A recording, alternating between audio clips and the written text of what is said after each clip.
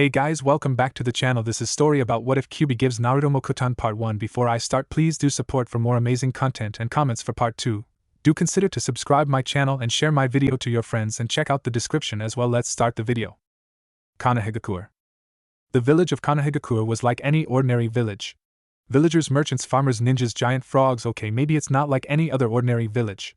Konoha is one of the 5 great ninja villages, though there are other hidden villages. None of them are considered as great as these. In these villages, ninjas, weapons, and chakra-based techniques are common. However, Konoha has one thing that isn't as common as Jinchuriki. In a dark alley inside of Konoha lay a boy. Silent tears ran from his dead blue eyes. His normally spiky blonde hair was matted down with blood. Odd whisker marks adorned his face, 3 on each cheek. His clothes are ripped and torn, also stained with the red lifeblood. This was the 3rd time this week that he was in this position, and it was only Tuesday. He started to lift himself off the ground. A smile adorned his face. An odd chuckle came from his mouth. He rose himself up off the ground and limped back to his small apartment. He would be late for class, but why would he care? No one else ever did. Naruto's apartment. Naruto reached his apartment and looked around with a sigh, the smile still on his face. It was a mess. Broken pieces of wood were everywhere. The carpet was stained with blood, as were the walls. Blood wasn't the only thing that stained the walls, though. Black paint covered the normally white walls. There were a number of things on these walls, ranging from into Die Fox, Demon Bastard, You Will Burn. Paper was also glued to the wall, in an odd and unorganized manner, as if the person who placed it there wanted to make the apartment look worse than what it already did look like.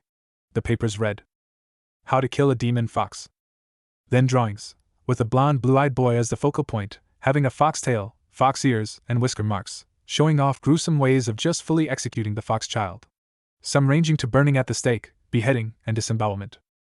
The blonde shrugged and extended his senses. He sensed no one inside of his apartment. Though he didn't know why he bothered doing this, the ones who had the courage to attack his apartment would be beyond his abilities to sense. Naruto shrugged and went to the bathroom. He undressed and used the sink to wash his hair and face. After he finished, he once again extended his senses. He shrugged and went to his bed. It was nothing but a torn-up, burned mattress. He pushed it aside and found the sheet that was under it. He pulled out the sheet and wrestled with the floorboard. He lifted it up and reached inside. He found something that seemed to create a small spark in his eyes, though it left just as quickly. He pulled it out. What he pulled out was a wakizashi. The blade had a light blue sheath, with a silver dragon on it. The hilt was black and silver. He slightly unsheathed the wakizashi to reveal a silver blade and very sharp edge. He mused the thought of taking it with him today, but quickly discarded the thought. Maybe I should learn how to use this, he said to himself. He placed the blade back into its sheath and back into the hidden compartment. He reached back into the hidden compartment and pulled out a set of his normal outfit. Long orange pants. A black long-sleeve shirt. An orange jacket, with the sleeves cut at the shoulder. Finally, blue ninja sandals. He looked back into the compartment to see a pair of broken blue goggles. He sighed when he saw them, though the smile that he had since he got up from the alley had not left his face. His sleeveless jacket was left unzipped, showing his black shirt. He put back the floorboard and recovered the area. The blonde turned and ran out the door, not even bothering to lock the door on his way out. Ninja Academy. Naruto walked into the Ninja Academy. You're late, Naruto, screamed his teacher. Most of the students were looking at him with a snicker. Naruto shrugged and went to his seat near the back of the class. Iruka frowned at the grinning blonde. He noticed the limp, he noticed the bruises on his face, he even noticed the faint scent of blood. Iruka sighed but broke out of his reverie. Today is the genin exam. This year's exam will be the Bunshin no Jutsu, doppelganger technique. Naruto mentally frowned. My worst jutsu. Oh well, who cares whether I pass or not? I will be calling you to the back room where we'll have the exam privately. About an hour later. Naruto Uzumaki. Naruto got up and made his way to the back room, ignoring the whispers he was receiving. Good luck, Dobe. Someone snickered. Just give up now, dead last. Why do you even bother? This is your 3rd attempt. Naruto ignored all the words. He just made his way to the back of the room. Back room. Naruto stood in front of his Iruka-sensei and Mizuki-sensei. Okay, Naruto, when you're ready. Naruto, still with his eerie smile, did the necessary hand seals. Bunshin no Jutsu. In a poof of smoke, Naruto materialized a dead-looking clone. Iruka sighed. You fail, Naruto. Naruto shrugged and left. Iruka was upset, so upset he missed the smirk on Mizuki's face. About an hour later. Parents had come to congratulate their children. Naruto sat alone on a swing, still smiling. Suddenly he felt a hand on his back. He turned to see Mizuki standing behind him. Hey, I'd like to talk to you for a second, Naruto. Around 11:00 p.m. Naruto was running through the village, jumping from building to building. He was lucky that no one noticed the large scroll on his back. He thought back to what Mizuki had said. Flashback. Naruto, there's a way that you can still become a genin. This slightly caught Naruto's interest, so Mizuki continued. If you sneak into the Kage's tower and steal the scroll of seals, you'll have a shot. You only have to learn one jutsu from that scroll and you can automatically pass. Naruto simply smiled. The only indication that he had heard Mizuki was the way he looked up towards the sky, as if he were in deep thought. Naruto shrugged. No thanks. Mizuki was shocked. What? Naruto shrugged again. I honestly don't really care. Mizuki seethed inside but didn't let it show. He had to think of another plan. He smiled. Iruka will be disappointed. This caught Naruto's attention. He really wanted you to pass. You two are so alike, both being orphans and all. Naruto thought about it again. Iruka was always so friendly to him. He was one of the only people who cared about him, the second being the Kage. Naruto's side. Alright, I'll do it. Mizuki grinned at this turn of event. He looked at the boy, and like always resisted the urge to turn away in fear. That smile, that creepy eerie smile, always got to people no matter what. Naruto never lost his wide foxy smile. I got to get the hell out of here. Okay then, good luck, Naruto. End flashback. Naruto sighed. Why was he doing this? He jumped off a building and dashed into the forest. He ran to a clearing in the forest. No one ever went that far into it, so he'll be safe there. Outside the Kage Tower. Hokage-sama. This time Naruto just went too far, screamed an angry shinobi. That's right. We should take this chance to kill the demon. The Hokage, for his part, didn't waver in his decision. He sent a wave of killer intent out. You will return Naruto here to me unharmed. I'll be the one to decide his punishment. Remember this. Thought his words were barely above a whisper. Everyone heard it. They felt a drop in temperature due to the ice in his voice. They nodded and disappeared to find the blonde kitsune. Naruto, I thought your pranking days were over. Curse you, Erasure. How am I supposed to protect your son? Thought the aged Kage with a sad look on his face. He turned to walk up the tower and find his crystal ball. Deep in the forest. Naruto opened the scroll next to an old shed and began reading. Kage Bunshin no Jutsu, Shadow Clone Technique. Don't see the point of learning another clone technique. Can't even get the simpler one right. He kept reading through the scrolls. Mokuton Hijitsu, Jukai Koten, would release secret technique, birth of dense woodland. Well, I can't spend all day reading this. One looks interesting. Wonder what the hell a Hijitsu is. Oh well, probably not important, Naruto mused, not knowing that Hijitsu stood for secret technique, a technique only doable by those of a certain blood. He also didn't know that this technique was only usable by two men, one being the founder of Konoha. About an hour later, Iruka jumped into the clearing where he found Naruto. He saw that the boy was completely exhausted, the scroll of seals on the floor, rolled up. I found you now. Naruto merely looked at the man, still smiling. I did it. I learned a technique from the scroll. Now I can pass, right? Iruka stared at him with wide eyes. What the hell gave you that idea? That's when Iruka heard it, several shuriken flying at the boy. Iruka jumped at Naruto and pushed him aside, taking the shurikens in his back. Iruka grunted in pain. He turned to see the smirking face of Mizuki. He was shocked. Mizuki-sensei! What are you doing? Naruto screamed out, his smile finally fading from his face. Mizuki glared at the boy. Shut up, brat. Naruto didn't even cringe, though, something which angered Mizuki. Now, Naruto, bring me the scroll. Iruka's eyes widened. It was you. You were the one who told Naruto that lie. Mizuki chuckled again. That's right. Why? For my own power, of course. Mizuki turned to Naruto. Now bring me the scroll. Iruka turned to the boy. Naruto. Run. I'll distract Mizuki. Mizuki laughed. Oh, stop messing around. You know you don't care about him. Iruka glared at Mizuki. Naruto, do you know why everyone treats you the way they do? Iruka's eyes widened. Stop, Mizuki. Didn't you ever wonder why they hurt you, why they shunned you, why they hated you for just being alive? Naruto, still smileless, asked, why? Don't. It's forbidden. The nine-tailed fox. The Kyuubi. It's inside of you. You are the nine-tailed fox, Mizuki said with a maniacal laugh. Naruto's eyes widened. It all makes sense now, he whispered. Naruto, run away. Why do you continue to lie, Iruka? We both know you hate him. Naruto, when you were the Kyuubi, you killed Iruka's parents. He always hated you. Stop lying, Mizuki. So this is the truth. Naruto's face twisted into his same eerie smile. It all makes sense. Iruka and Mizuki both cringed at the sight of him. Naruto, run. Mizuki grabbed one of the large shuriken that was on his back. He threw it at the boy. Die, demon fox. Time seemed to slow down. Iruka just watched Naruto from his position on the ground. Naruto will move, he'll move, he'll move. Iruka's eyes widened and his heart stopped. Naruto lifted his chin, exposing his neck. Something flashed in Iruka's mind. Flashback. Iruka burst into the waiting room of the hospital. There, he found the Hokage and a few ANBU. Where's Naruto? What happened to him? Hokage sighed, and ANBU found him trying to hang himself. Iruka's eyes widened, it almost killed him. He was just starting to get close to the prankster, the boy that he used to hate, the one who reminded him of himself. And flashback. That was the 4 years ago. The day that Naruto lost his spirit. The day that his heart died. The people kept pushing him closer to the edge and he finally broke. Iruka cursed himself in part. He could have done more for the boy. He laughed himself in front of Naruto, taking the giant shuriken with a sick stabbing noise. Some type of liquid hit Naruto's face. He didn't even grimace when he saw that it was some blood that Iruka spat up. His eyes widened though. Naruto, I'm so sorry. I'm sorry for not being there. I'm sorry for not helping you more. I could have been there for you. You used to be just like me, the type that just wanted attention, but I let that part of you die, and I'm so sorry. Iruka managed to get out before he fell on the floor. Naruto snarled when he heard Mizuki laugh. He continued to smile though, as he walked past Iruka, towards Mizuki. If you ever touch MY Sensei again, I'll kill you. Try it, nine-tailed fox. Mizuki grabbed his other giant shuriken and threw it at the kitsune. Naruto started doing hand seals, his chakra flared. Mokuton Hijutsu, Jukai Koten. Suddenly a large root, the size of an anaconda, exploded from the ground, in front of Naruto.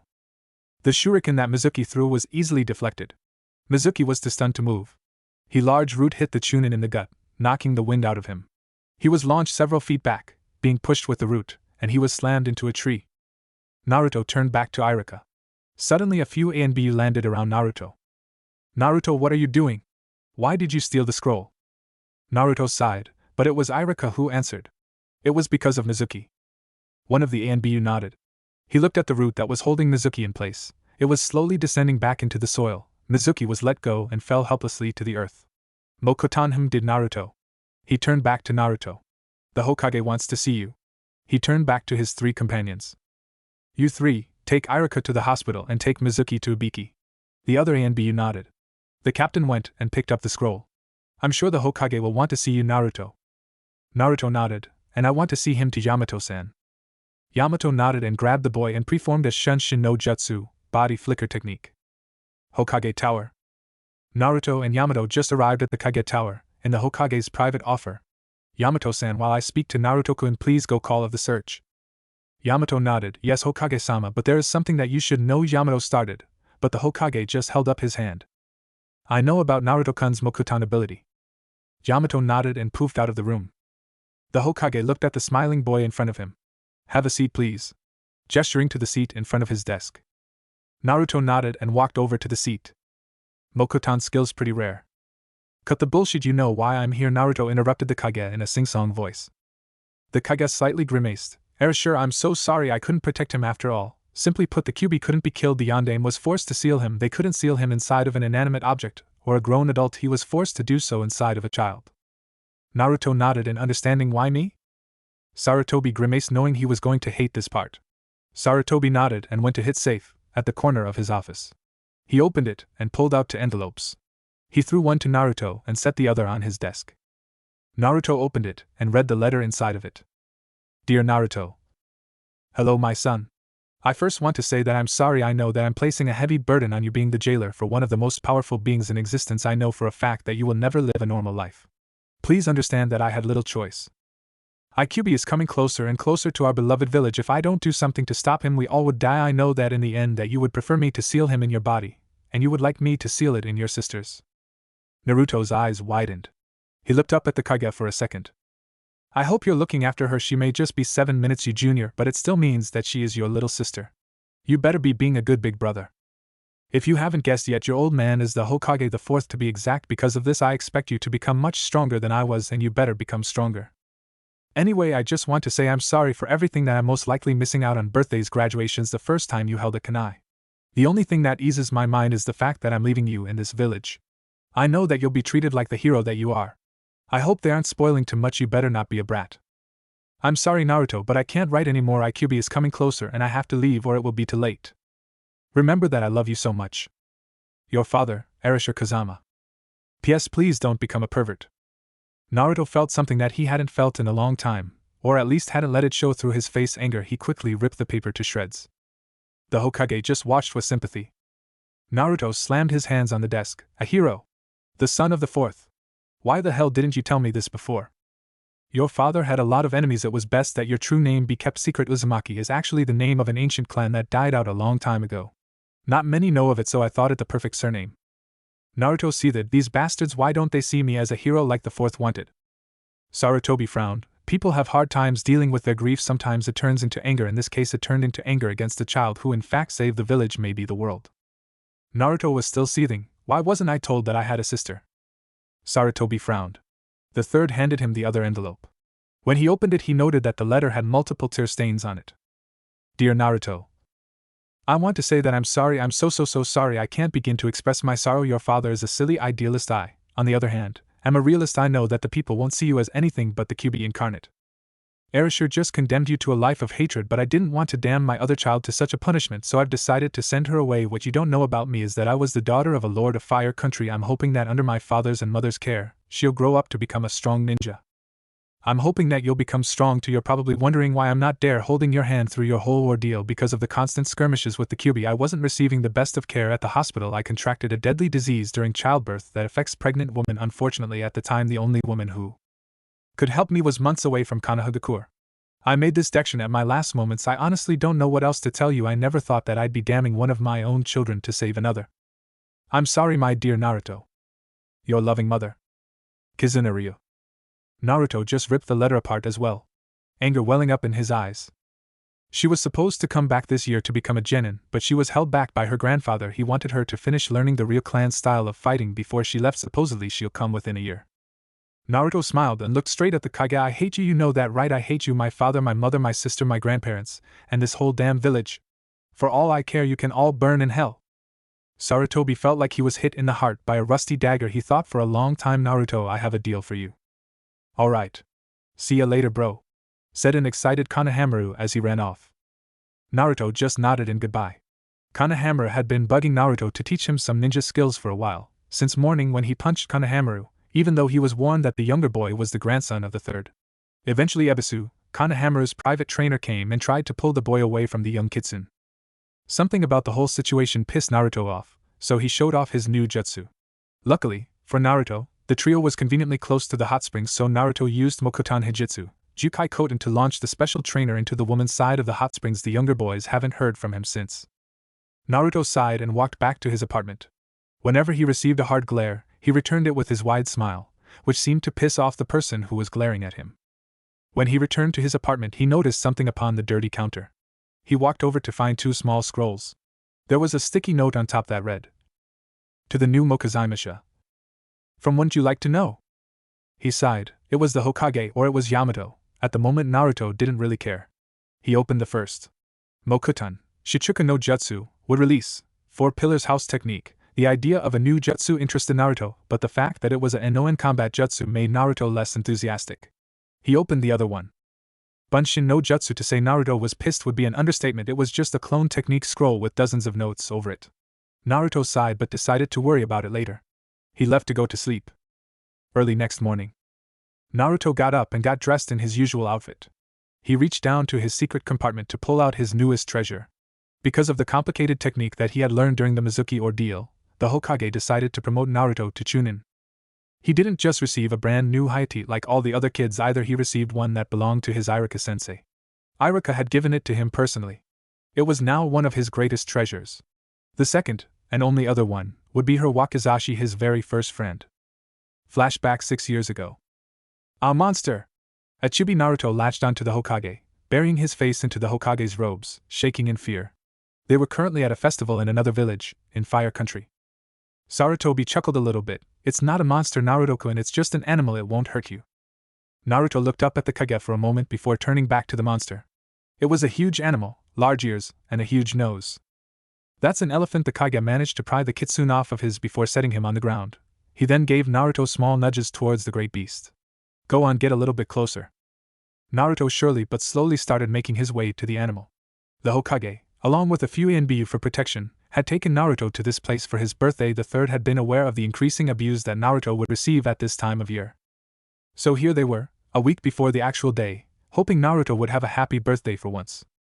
Naruto inched closer and closer to the caged animal. Suddenly it lifted its head and blew air at its trunk, making a loud noise in the process. This seemed to make Naruto's fears go away. Wow! He started jumping up and down. He turned back to the old man. Did you see what he did? Did you see? Did you see? The aged Kage chuckled at the young boy's enthusiasm. When Konoha gets older, maybe I should bring him along. Naruto watched the animal for a while long before turning around and running back to the man. Unfortunately, he ran straight into someone. Both of them fell to the ground. When Naruto opened his eyes, he came face to face with a pair of crimson eyes. When he realized what happened, he immediately jumped up. Mistress!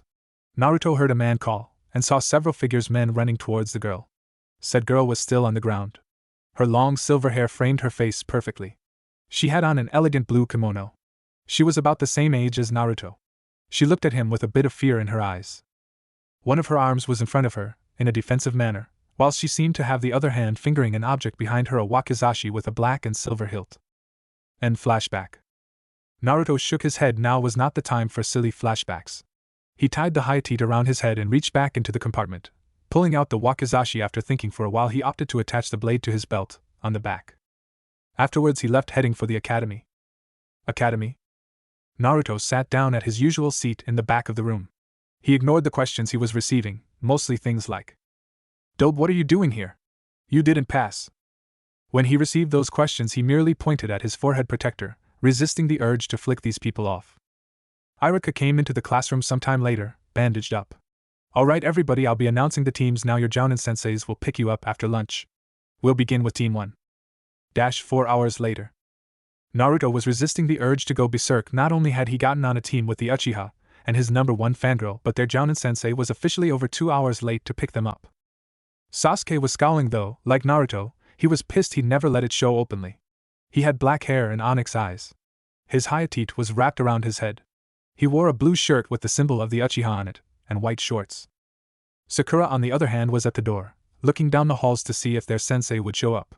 She wore her hayate like a ribbon, to tie her long pink hair. He also wore a red ninja dress and black pants. Finally she went back to her seat and sat down, obviously tired of standing. About 10 minutes later their sensei arrived. Silver hair that seemed to defy gravity. A face mask. His hayate covered his left eye. Other than that he was dressed as an ordinary jounin. Yo! Sakura seethed, you're late. Kakashi was reading a little orange book, and seemed to be giggling. He looked up at his 3 students, and said meet me up on the roof. With that he poofed out of the classroom. The trio walked out of the room and to the roof. I wonder if Naruto can see his house from up there. The newly appointed Team 7 was currently sitting together on the roof. They waited for their sensei to speak. Alright you Pinky, he said, obviously pointing at Sakura. Give me your likes, dislikes, hobbies, and dreams for the future. Sakura looked confused. Sensei, could you go first, so I know exactly how it's done?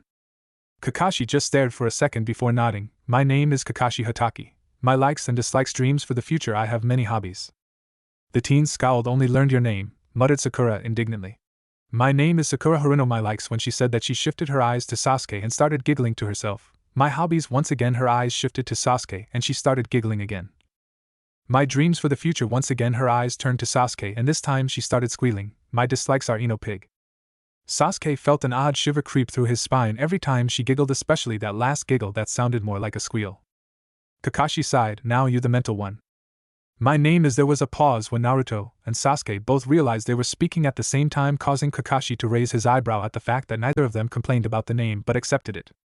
I meant the brooding one, that would be Sasuke. Sasuke wasn't sure whether he should smirk, in triumph, for being the one that Kakashi was talking about, or for being insulted that he was the one Kakashi was talking about when he was lab-led the mental one, but decided to speak anyway. My name is Sasuke Uchiha. I don't have many likes and I dislike many things. My hobby is training. I don't have a dream for the future, it's more like an ambition. I want to kill a certain man and resurrect my clan. Sakura had stars in her eyes. Kakashi sighed again. Now you the eerily happy one. Naruto's smile, if possibly, became twice as wide. My name is Naruto Uzumaki. I like this village. I dislike anyone who would ever try to harm my beautiful village. My hobbies include spending time with all the wonderful people in Konohagakure. At this point he was standing up, pointing a finger to the sky. My goal is to become the greatest Hokage so I can protect everyone. Sasuke and Sakura didn't catch it, but Kakashi was at the moment drowning in all the sarcasm that flooded out of Naruto's mouth. Shit! I knew I should have kept a closer eye on him. Arashi-sensei, why did you order Naruto to stay in the village? He would have led such a better life if he were allowed to leave, Kakashi thought to himself with sorrow. He shook himself out of his thoughts. So I have a fangirl, an avenger, an apathetic, giving Naruto the name of apathetic due to his ability to hide his feelings within his perpetual smile, which was at the moment creeping him out. Meet me in training field 19 at 7 a.m. tomorrow, and don't eat breakfast or you'll throw up. Sakura beamed. Are we going to do training tomorrow, sensei? Kakashi's eyes turned into upside-down crescent moons. Something like that. It's more of a survival exam to see if you have what it takes to become actual genins. Sakura frowned. But I thought we were already genins. To be honest with you, only about 1/3 of this year's crop will make it to actual genin. This exam is to weed out the losers. Kakashi stood up. Those who fail will be sent back to the academy. This caused a reaction from all the students. With that, he poofed away in a puff of smoke. The 3 genin wannabes quickly filed out of the roof and went on their own way. Naruto's house. Naruto sighed when he got home. He didn't know what possessed him to lie when he was introducing himself. In truth, his only dream was to achieve the rank of chunin. Flashback. Naruto, you want to leave the village, don't you? Naruto merely nodded. I'll make you a deal. I have 2 students who were granted the right to leave the village whenever they want. I'll grant you the same right if you achieve the rank of chunin. Naruto thought about it for a while. How do I know the village council will even give me the rank? Sarutobi shook his head. You don't need to worry about them. It will be the feudal lords of Fire Country, or whatever country you're in at the time, that will decide whether you deserve the rank. Naruto thought about this for a while, leaving the village and never coming back. You will of course not attack or endanger the village or villagers while you're off traveling unless you're only protecting yourself, and should she not come to Hidden Leaf before you achieve chunin rank, I'll tell you where you can find your sister. Naruto thought about it. The more he thought about it, the more he liked the idea. He'd have to fight for the village for a while, but it would only be a short time, hopefully. Naruto nodded. Sarutobi smiled, though he wanted to frown. Good, I'll prepare the paperwork and call you when it's ready. I'm also passing you for learning such a jutsu. Naruto nodded and left his office. Sarutobi sighed and pulled out a bottle of sake. This should have gone better. End flashback. Naruto sighed and decided to start practicing the 2 jutsu scrolls he received. All was deathly quiet in the large battlefield. A full moon was the only source of light in the whole twilight. Dismembered body parts and blood lay everywhere. In the middle of the chaos was a boy. He was on a large wooden pole chained down, the tight metal cutting into his body. His blonde hair matted down with sweat, his blue eyes constantly crying. Beside him stood a man. White robes with a flame-like design, marking him as the Hokage of Konoha. He possessed blonde hair and blue eyes similar to the boy on the stake. He was holding the chains with one hand, every now and then yanking on them, causing the metal to tighten around the boy and causing the youth to yell out in pain. The boy looked behind him to see the shadows of multiple people. Their red eyes were glaring holes into his face, and their maniacally laughing faces were starting to scare him. It is time, Naruto, said the blonde man beside him, Naruto snapping his head towards him, wincing from the pain. In the distance the boy saw what it was time for. A giant creature was running towards him. This creature had red fur, red slit-like eyes, and 9 long tails. It was in the shape of a fox. The Kyuubi, the boy realized to his horror. He saw the man gesture to something over at his other side. The boy turned to see what it was. He saw a lovely woman, with beautiful platinum blonde hair and green eyes, holding an infant. Somehow Naruto could tell that the baby was a girl. She could see the woman mouthing something goodbye Naruto. Naruto's eyes widened. He turned back to the beast before him. It was no more than a few meters away from him. Naruto turned back towards the man. The man looked at the boy with sympathy. I'm sorry, Naruto. Naruto's eyes widened in shock when he heard the beast roar. He turned just in time to see himself devoured by the large maw of the monster. Naruto threw himself out of his bed. He was panting and covered with sweat. He took a few minutes to steady himself before reaching down and fingering his navel, the place where the beast was sealed. He sighed and looked at the clock. It was almost time to go. He got up and got dressed. As he was doing so, he nearly hurled at the sight of his orange jackets. Unfortunately, he couldn't buy anything else. No one would sell to him. He decided that cutting off the sleeves and the white collar would make the jacket look a little bit better, so that's what he did about a year ago. Once dressed, he picked up the same wakizashi and haiti, putting both on, and left. Training Field 19. Naruto arrived, wearing the same eerie smile, which was easily fueled by pissed of villagers, at the training field. He noticed Sasuke was already there. Neither really acknowledged the other. Naruto went to sit by a tree. Sasuke was leaning against another one. About 10 minutes later, right on time, Sakura showed up. Hey Sasuke. After training, would you like to go eat with me somewhere? No. Sakura, defeated, went to go sit down next to her own tree. The trio waited 3 hours before Kakashi decided to grace them with his presence. Yo! Ignoring the scream from Sakura, and avoiding the kunai thrown by the mental one dash, the one with the eerie smile. I'm glad you're enthusiastic to begin Naruto, but please wait till I explain the rules, he said with a careless smile.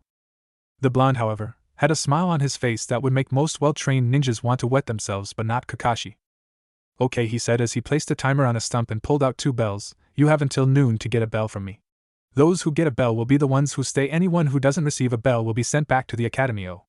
And if you don't come at me with the intent to kill, you won't get the bell, he said in a nonchalant manner. The trio tensed at this revelation. Sakura was the one that spoke. Wait. So only 2 of us will pass?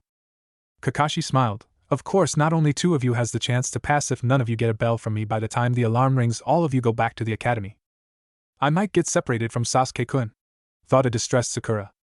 What the hell is the point of putting us in 3-man teams then? If they're just going to separate us. Damn it, I can't be sent back to the academy, not if I'm ever going to kill that man, thought an irritated Sasuke. Sakura's eyes widened at this. Naruto looked out. Wait, so this test is pretty much only weeding out the weaklings? Kakashi nodded. Naruto was stunned. Then why? Naruto started to say but voiced out his question in his head. Why the hell did they put us into teams? They could have just done this at the academy. Why would they waste the time in putting us in balanced teams? Kakashi noticed the blonde's confusion and grinned inside. Is he figuring it out? He decided to have some fun though. The clock is ticking. Naruto snapped out of his thoughts when Kakashi said this. The teens quickly jumped from the field and into the trees. Naruto noticed, from his hiding spot up in the trees, that Kakashi hadn't moved an inch. He decided to make the first move. Naruto jumped out of his hiding spot and into the field. Kakashi noticed him. You know, you're a little bit weird. Naruto smirked. You can't stop me. I'm going to become Hokage. Kakashi smiled and reached into his pockets. He pulled out his orange book and started reading. Go ahead. Naruto ran at the Kakashi, screaming his head off, fist raised ready to punch. Kakashi was only half watching Naruto for about a second when he noticed something odd. He looked up to see the blonde still running at him. -1 point for not jumping closer. He tried to figure out what was wrong. Whilst drowning out the blonde's yells, Kakashi's eyes suddenly widened. Footsteps. He doesn't have any footsteps. Bunshin no Jutsu? Naruto jumped at Kakashi, the boy's body fading through the adults. Kakashi then saw what was behind the boy, a large root, coming straight at him. The large root slammed into Kakashi's chest and slammed him into a tree. Naruto smirked from his hiding place.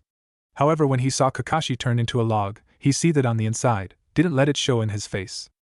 Sasuke was surprised. When did that dope get that move? Kakashi stood somewhere in the trees.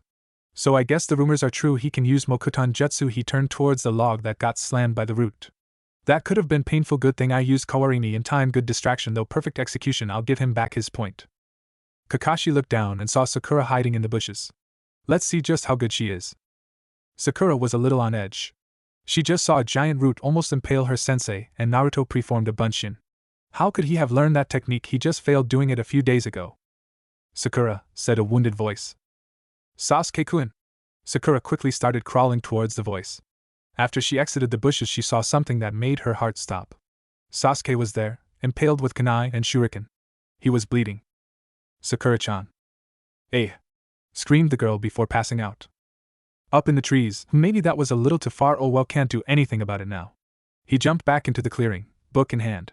Suddenly he heard something coming from behind him. Shurikens. Kakashi quickly sidestepped them. However, the shuriken cut a string that was behind Kakashi, triggering a trap. A giant log was launched from the trees, going straight at the jounin. He quickly sidestepped it as well. He turned around just in time to see Sasuke throw a punch, which was blocked. Sasuke then did a backflip, kicking Kakashi at the same time, which was also blocked. Using this opportunity, Sasuke made a grab for the bells. Kakashi quickly jumped back though. He's stronger than the others. If I try reading Ika Paradise, he may actually get a bell. Damn it! So close. Sasuke started doing hand seals. Katon, Gokaki no Jutsu, fire release, grand fireball technique. Sasuke breathed out a fireball, scorching the area that Kakashi was in. When he was finished, he noticed that where the jounin stood was a burnt log. Damn it! Suddenly a hand grabbed onto Sasuke's legs and pulled him under. He was pulled until he was buried up to his neck. Kakashi appeared before him. Naruto watched this from his hiding spot. I wonder. Kakashi walked away from Sasuke and jumped into the trees. The Uchiha seething. Suddenly Sakura ran into the training field. She immediately noticed Sasuke's dismembered head. The head blinked a few times at the girl. Eh ha ha ha. From his spot in the forest, what the hell is she screaming about this time? About 30 minutes later, Sasuke managed to dig himself out. Just in time for Sakura to wake up. Sasuke-kun. You're alright. I'm far from alright, I was so close to getting a bell, damn it, Sasuke said as he jumped into the trees. Wait. Sasuke-kun. She was about to jump after him when she spotted something shining in the corner. Is that a bell? He must have dropped it. Sakura ran to get the bell. However, she was suddenly raised high into the air, when her foot was caught in a rope. Aha! Sakura, if it's obviously a trap, don't pick anything up, Kakashi said with a bored expression, as he picked up the bell. He looked back up at Sakura. You must look underneath, he said. Unfortunately, he didn't notice what was underneath him. A sapling was making itself out of the ground from underneath him. It quickly started wrapping itself around his legs and pulled the jounin under. How's that for looking underneath? Kakashi heard a certain fox boy say from the forest. Okay, it's all fun and games until someone starts ripping off my techniques. With that, Kakashi puffed away in smoke. A clone? Thought a discouraged blonde. Suddenly the alarm rang. Damn it! The trio ran off, after Kakashi used a kunai to release Sakura from the trap. He quickly tied Sakura to a pole, ignoring Naruto muttering something about SNM pervert. I'm proud to say that none of you will be going back to the academy. The youngsters smiled at this. Instead, you're going to be dropped from the ninja program. What? Screamed Sakura.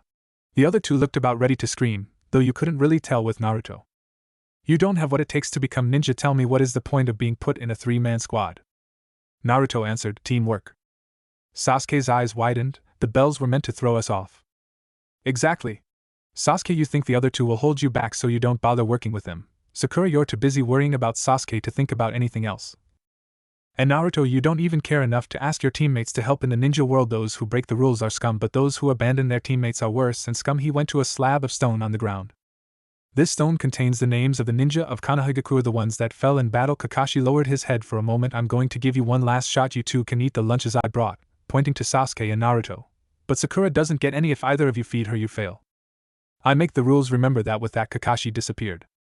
Naruto and Sasuke each opened a bento. They paused when they heard Sakura's stomach growl. They both sighed and held up the bento for her. What? She asked. Just eat something. We're going to need you to help, and you're going to need to be at full strength, Sasuke. Just need you to be at full strength until we pass this exam, Naruto. Sakura started tearing up Sasuke and Naruto. Suddenly the three heard an explosion appear in front of them. What did I tell you? I told you not to feed her. Sasuke's eyes widened a bit, but he spoke first, with a smirk. Since we disobeyed your rules, it means that we are scum. Naruto spoke next with his perpetual smile. But those who abandon their teammates are worse than scum. Sakura, still teary, found courage as her teammates spoke. We're a team. We help each other out. Lightning started flashing across the sky, and dark clouds started spreading, but just as quickly they all disappeared to reveal the sunny sky. You all pass. The boys smirked. Sakura was on the brink of tears. Team 7 begins its first mission tomorrow. Naruto's apartment. Naruto arrived home and quickly went to bed. It was a long day. After the genin exam, they were forced into so many things, via Kakashi. In his dreams, Naruto found himself in a damp sewer. Just walking this sewer was like a labyrinth. It seems like he'd been walking for hours. He eventually came upon a giant door. They opened for him, as if they were waiting for him, and he made his way through. He found a gigantic jail cell, with a paper with the kanji 4 seal on it. Come closer, child. Naruto did as commanded. He saw through the bars and pair of red slit-like eyes and sharp pointy teeth. Suddenly a clawed paw went through the bars, stopping only an inch from the boy's face. Naruto didn't move an inch. I like you, brat, said the beast with a foxy smile.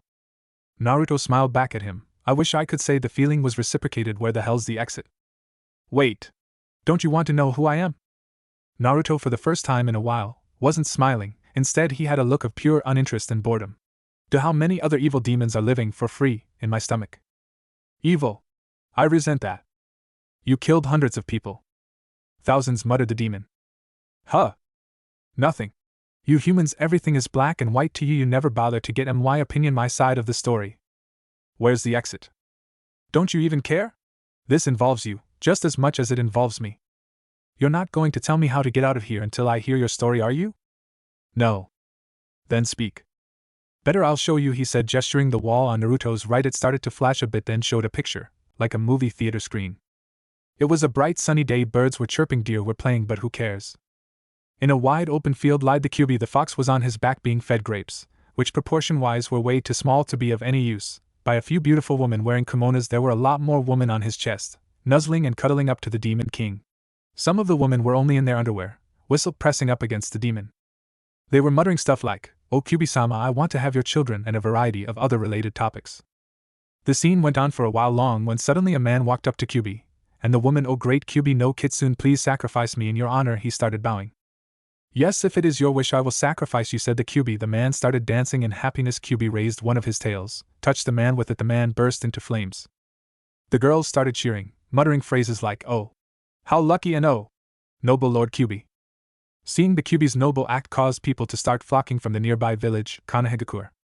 Many people asked for the same thing the man asked of Kyuubi, and many more people burst into flames. There were still hundreds of people waiting for Kyuubi's blessing, when suddenly, "That is enough." Everyone turned, in horror, to see him. He had wild blonde hair, evil blue eyes, was wearing a black robes. "The sacrifices will stop," said the man as he slammed his foot to the ground, creating a mild earthquake which knocked some of the villagers down. A woman waiting to be sacrificed, went up to the man. "But Lord Hokage, please for once be reasonable." The Hokage was about to reply when he noticed something. A fly was buzzing around his head. He opened his mouth, and a tongue launched itself from the opening, grabbing the fly, then retreating back. The Hokage then chewed and swallowed. Much to the people's horror, he then looked at the woman and backhanded her. "The sacrifices will stop today. My word is law. For I am." He got into a very silly stance. The fourth Hokage. He pointed to the people waiting for be sacrificed. "Return home and get ready. Today is the day that the Kyuubi dies." The people gasped. The girls that were on top of the beast started crying, "Lord Hokage, please. Shut up. Go home and tell your fathers that you need to be beaten. And those of you who are ninja, have 5 minutes to be back out here in full uniform." With that, the girls got off of the monster and left crying their eyes out. "Erasure, I can understand why you would be upset. If it upsets you so much, I will happily leave Konoha and never return." "Absolutely not. Today you will die." With that, the yellow flash flashed away. "Yeah, Lord Kyuubi," cried the remaining people as they jumped on the giant demon, hugging him. The Kyuubi returned the hug. "This cannot be. I will allow myself to die so you all may live." "No, Lord Kyuubi," chorused the crowd. "Please destroy our whole village in your name." "As you wish." The battle raged on for hours, Kyuubi nobly killing the people who came against it. No one could kill the Kyuubi, it was just too powerful, until finally Erasure got an idea. "I'll use Shiki Fuin to seal the Kyuubi within a small child. Since I'm such an ass, I'll use my own little boy," mused the Kage. Sarutobi looked worried. "But Arashi-kun, couldn't we just use Shiki Fuin without the needless sacrifice?" "Yes, but then it wouldn't be any fun," he said as he grabbed his baby boy. "You," pointing to all the people, "Artio, hate this boy and treat him like crap. I will sacrifice myself nobly and forever remain cool." The ninjas sadly nodded. So it happened. The Kyuubi was sealed inside of the crying baby boy. The yondaime died. The screen faded, and that's pretty much what happened. Naruto turned to the Kyuubi. He still looked uninterested now. He had a raised eyebrow. "What? That's what happened? I'll find my own way out. Maybe if I'm lucky I'll get lost and die." "Wait. Alright, maybe I exaggerated a little. A little. Anyway," ignoring his accusation, "I brought you here to speak to you. I'm here to help you." "How could you possibly benefit me?" "I have knowledge. I was originally just waiting around for you to die, so I can finally be free to go to the afterlife, but after you gained that wood trick I figured this might be more fun." "Why should I trust you?" "That's for you to figure out now. Do you want to talk?" Naruto thought for a moment. "I'll listen, with the exception of the third and Irika. This guy is the only one who's ever treated me nice. Disregarding the fact that I've only known him for about 5 minutes, it still may be interesting to listen to him." Well, in the vast forest of Konoha stood a cat. Not just any cat. This cat belonged to the wife of one of the most important lords of Fire Country. It had run away, for the fourth time this week, and it was only Thursday. Every now and then the cat had to get away from that crazy hugging lady, and recently, for one reason or another, security had been ignoring the fleeing animal, causing the woman to hire Nins from Konoha to find it. The cat didn't mind, though it received a few hours of peace and quiet. A ninja team would show up to rescue it, then it would return home for a nice meal and a warm bed. Most recently, the ones coming to pick up the cat recently consisted of this pretty pink-haired girl, who loved to cuddle him against her chest, something that he didn't mind, a brooding boy, who looked like he had a stick up his ass, and some idiot that never stopped smiling. The cat yawned as he lay on the forest floor. That's when it happened. He heard something jump out of the trees behind him. He quickly jumped to his feet, turning around, to see a large root coming at him. The cat's eyes widened as he turned to run away. It didn't get far. The root wrapped itself around the cat, holding on to him by the back legs and tail, and lifted it up. The cat hissed and scratched at the piece of wood that was holding it. But nothing it did would make the appendage let him go. Finally, the cat noticed something out of the corner of his eye. He stops fighting, letting himself just hang, and sees the idiot that never stops smiling. The boy was wearing an orange, sleeveless jacket that was left opened, showing his black shirt, orange pants, a blade strapped to his back, and an odd object on his right wrist that looks like a Christmas wreath, with leaves shaped like regular leaves instead of being shaped like needles. That cat noticed a wide smile on the boy's face, and cringed. Finally, the cat noticed something that almost made him wet himself. A kunai was in the boy's left hand. Meow? He can hear the boy snickering to himself as he slowly raises the kunai. Naruto! Naruto sighs and puts away his kunai, just as a pink blur comes in and snatches the cat from the root. The cat clutches onto Sakura, holding onto her for dear life, inadvertently clawing the poor girl. Naruto, what the hell do you think you're doing? This is an innocent animal. The innocent animal, which had his head buried in Sakura's chest, took a second to look up at the boy. The smile he was receiving nearly caused him to soil himself, and Sakura.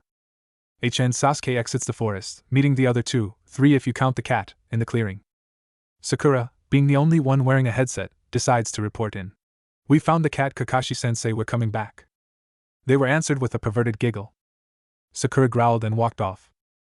Naruto was about to walk off as well, but a hand on his shoulder stopped him. Next time we have to find that stupid cat. I'll stall Sakura while you check whether it's still alive, Sasuke said with a smirk.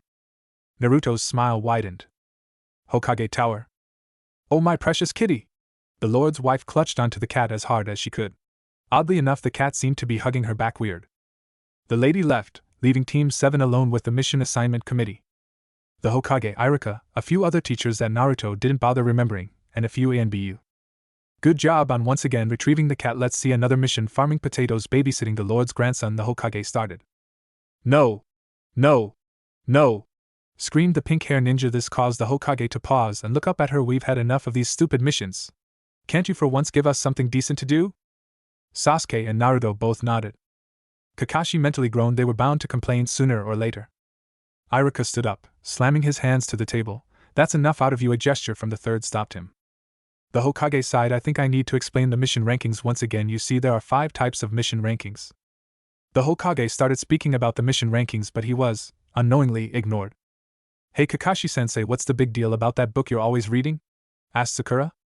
Kakashi went into a long, detailed explanation on why the Ika Ika series are works of genius. After the Hokage was done explaining about mission rankings is about the time he noticed that no one was listening to him. Hey! Are any of you listening to me? Kakashi looked up from Sakura and Sasuke's stunned faces. I'm sorry, were you saying something? The Hokage growled slightly. Hey old man, the Hokage looked up to see Naruto. Would you just give us a decent mission? I need a chance to test how far I've come before the exams. The Hokage resisted the urge to frown. The truth was Naruto wanted to train so he can gain the rank of chunin so he could leave. The third, inadvertently, glanced at a picture of the fourth, at the side of the room, which went unnoticed by everyone but Kakashi and Naruto, or perhaps the others just didn't see anything odd about it. I suppose something can be set up. Hokage-sama. We can't hold these children back forever. Iruka Sarutobi gestured to an ANBU at the door. Send in Tazuna. The ANBU nodded and left the room. He came back about a minute later with an old man. The old man stood right in front of the door.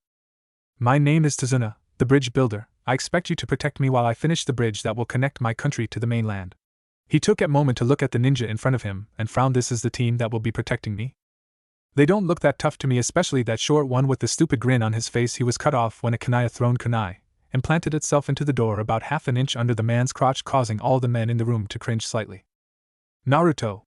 Yelled the pink-haired kunoichi. Naruto turned to her with a smile. Don't know why you're yelling at me, for I'm pretty sure that's one of your kunai. Sakura's eyes widened as she went to check her kunai pouch. She was missing one. Son of a bitch, I swear sometimes you act like nothing more than a demon. This caused all the adults to shudder. Kakashi chose this moment to step in. That's enough. Maybe I am, replied the kitsune, cutting Kakashi off, smiling widely, as if he had just received the biggest compliment in the world. The adults cringed again. Sakura cringed at the boy's smile. Meet at the west gate in an hour, said the Hokage, holding his head. Naruto made to leave. He reached the door. With the terrified bridge builder pressed to it, Naruto reached down and pulled the kunai out of the door and flipped it over to Sakura, which she caught. May I pass?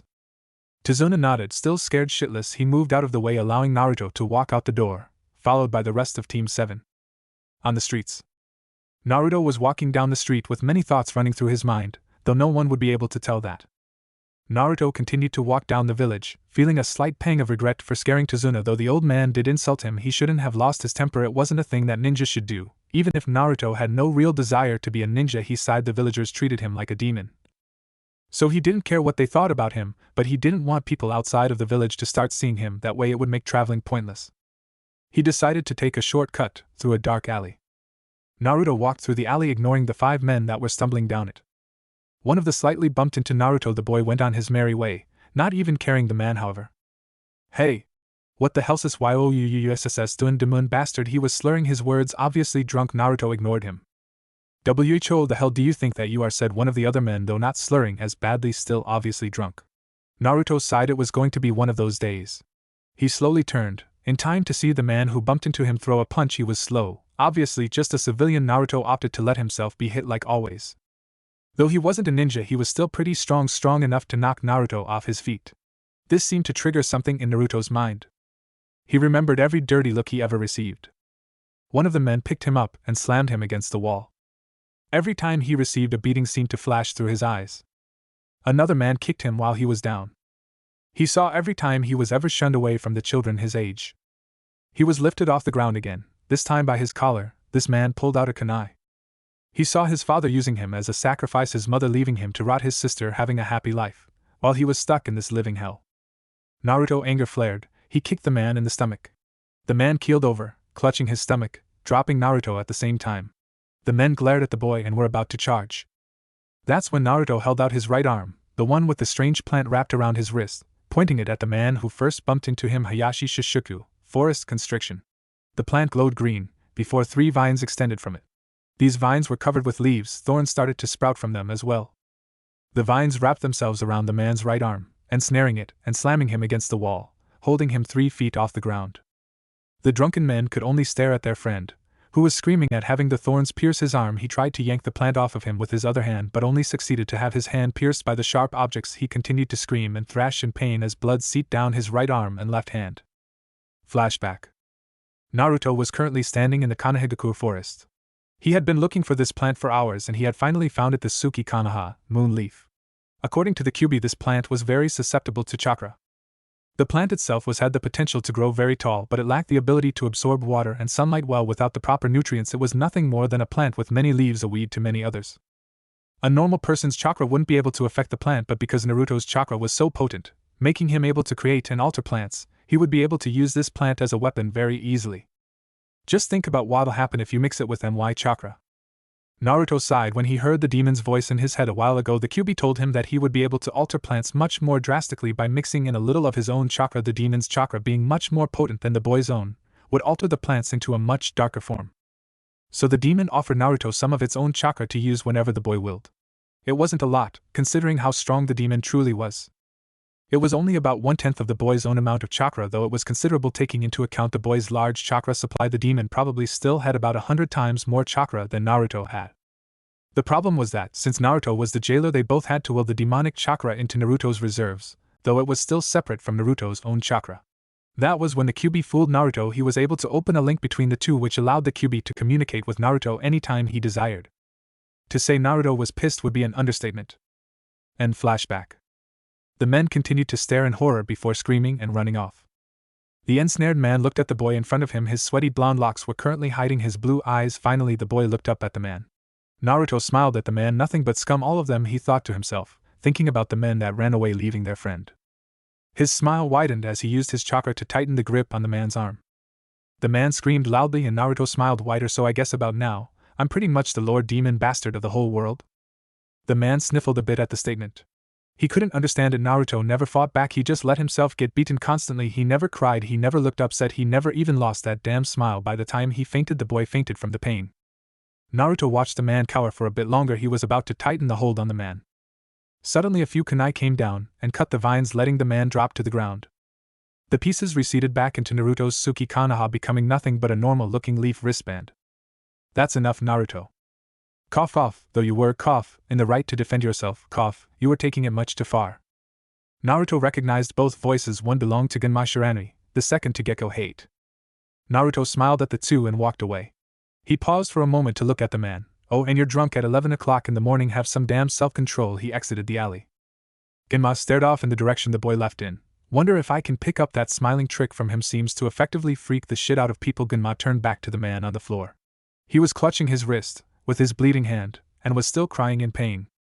He's already suffered enough, however I will tell the Hokage about the other 4. That should be fun. I'll take this man to the hospital. Ginma walked over to the man, picked him up, and disappeared in a swirl of leaves. Gekko looked off in the direction that Naruto came from. Cough. Wonder what did she think about this Naruto? Flashback, continuation from Chapter 2.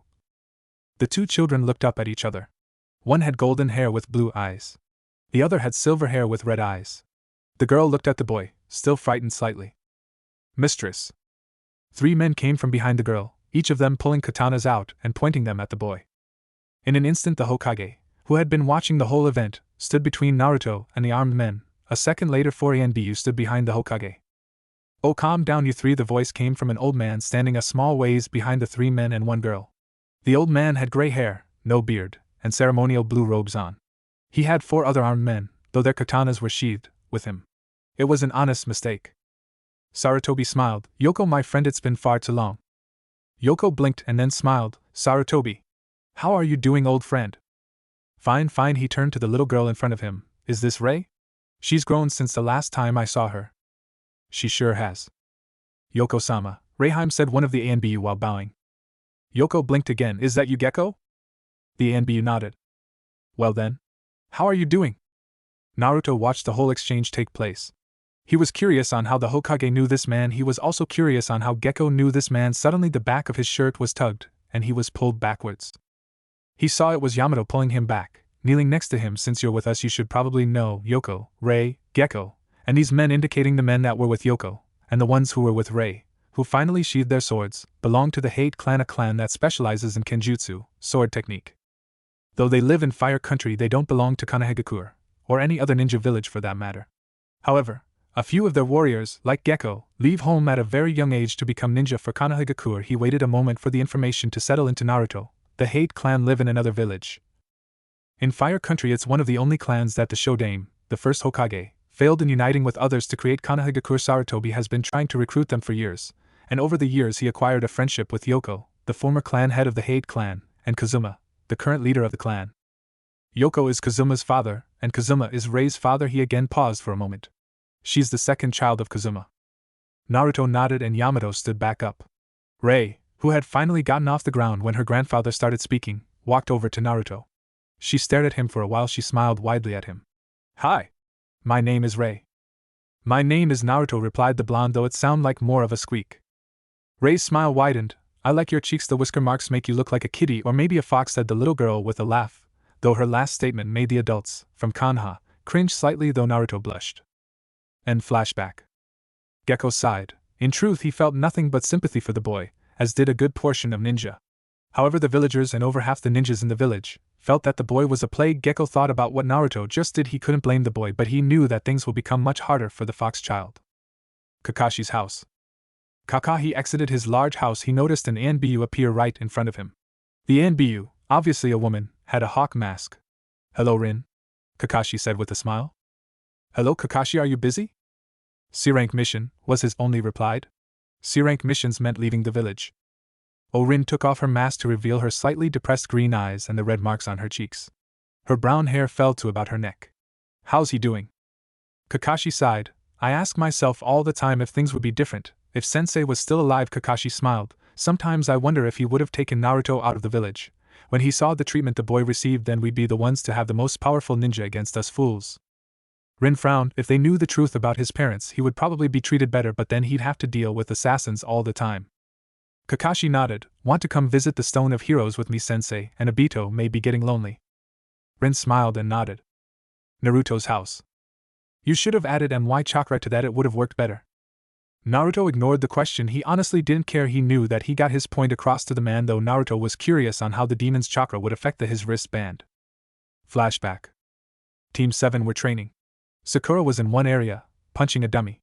Sasuke was over in another area practicing his Katon Jutsu. Naruto was sitting in a meditative stance practicing his Mokuton Jutsu. Sakura was secretly jealous of both boys having each a special element. She inwardly thought about pursuing her own, specializing in her own jutsu. Naruto, not noticing Kakashi creeping up behind him, released his hold on the plant that he was currently moving. He had been practicing directing the plants, using his chakra. For about an hour now he decided to finally try out what the Kyuubi suggested: mutating plants. He reached for that small storage of demonic chakra that he possessed, and pulled on a bit of it.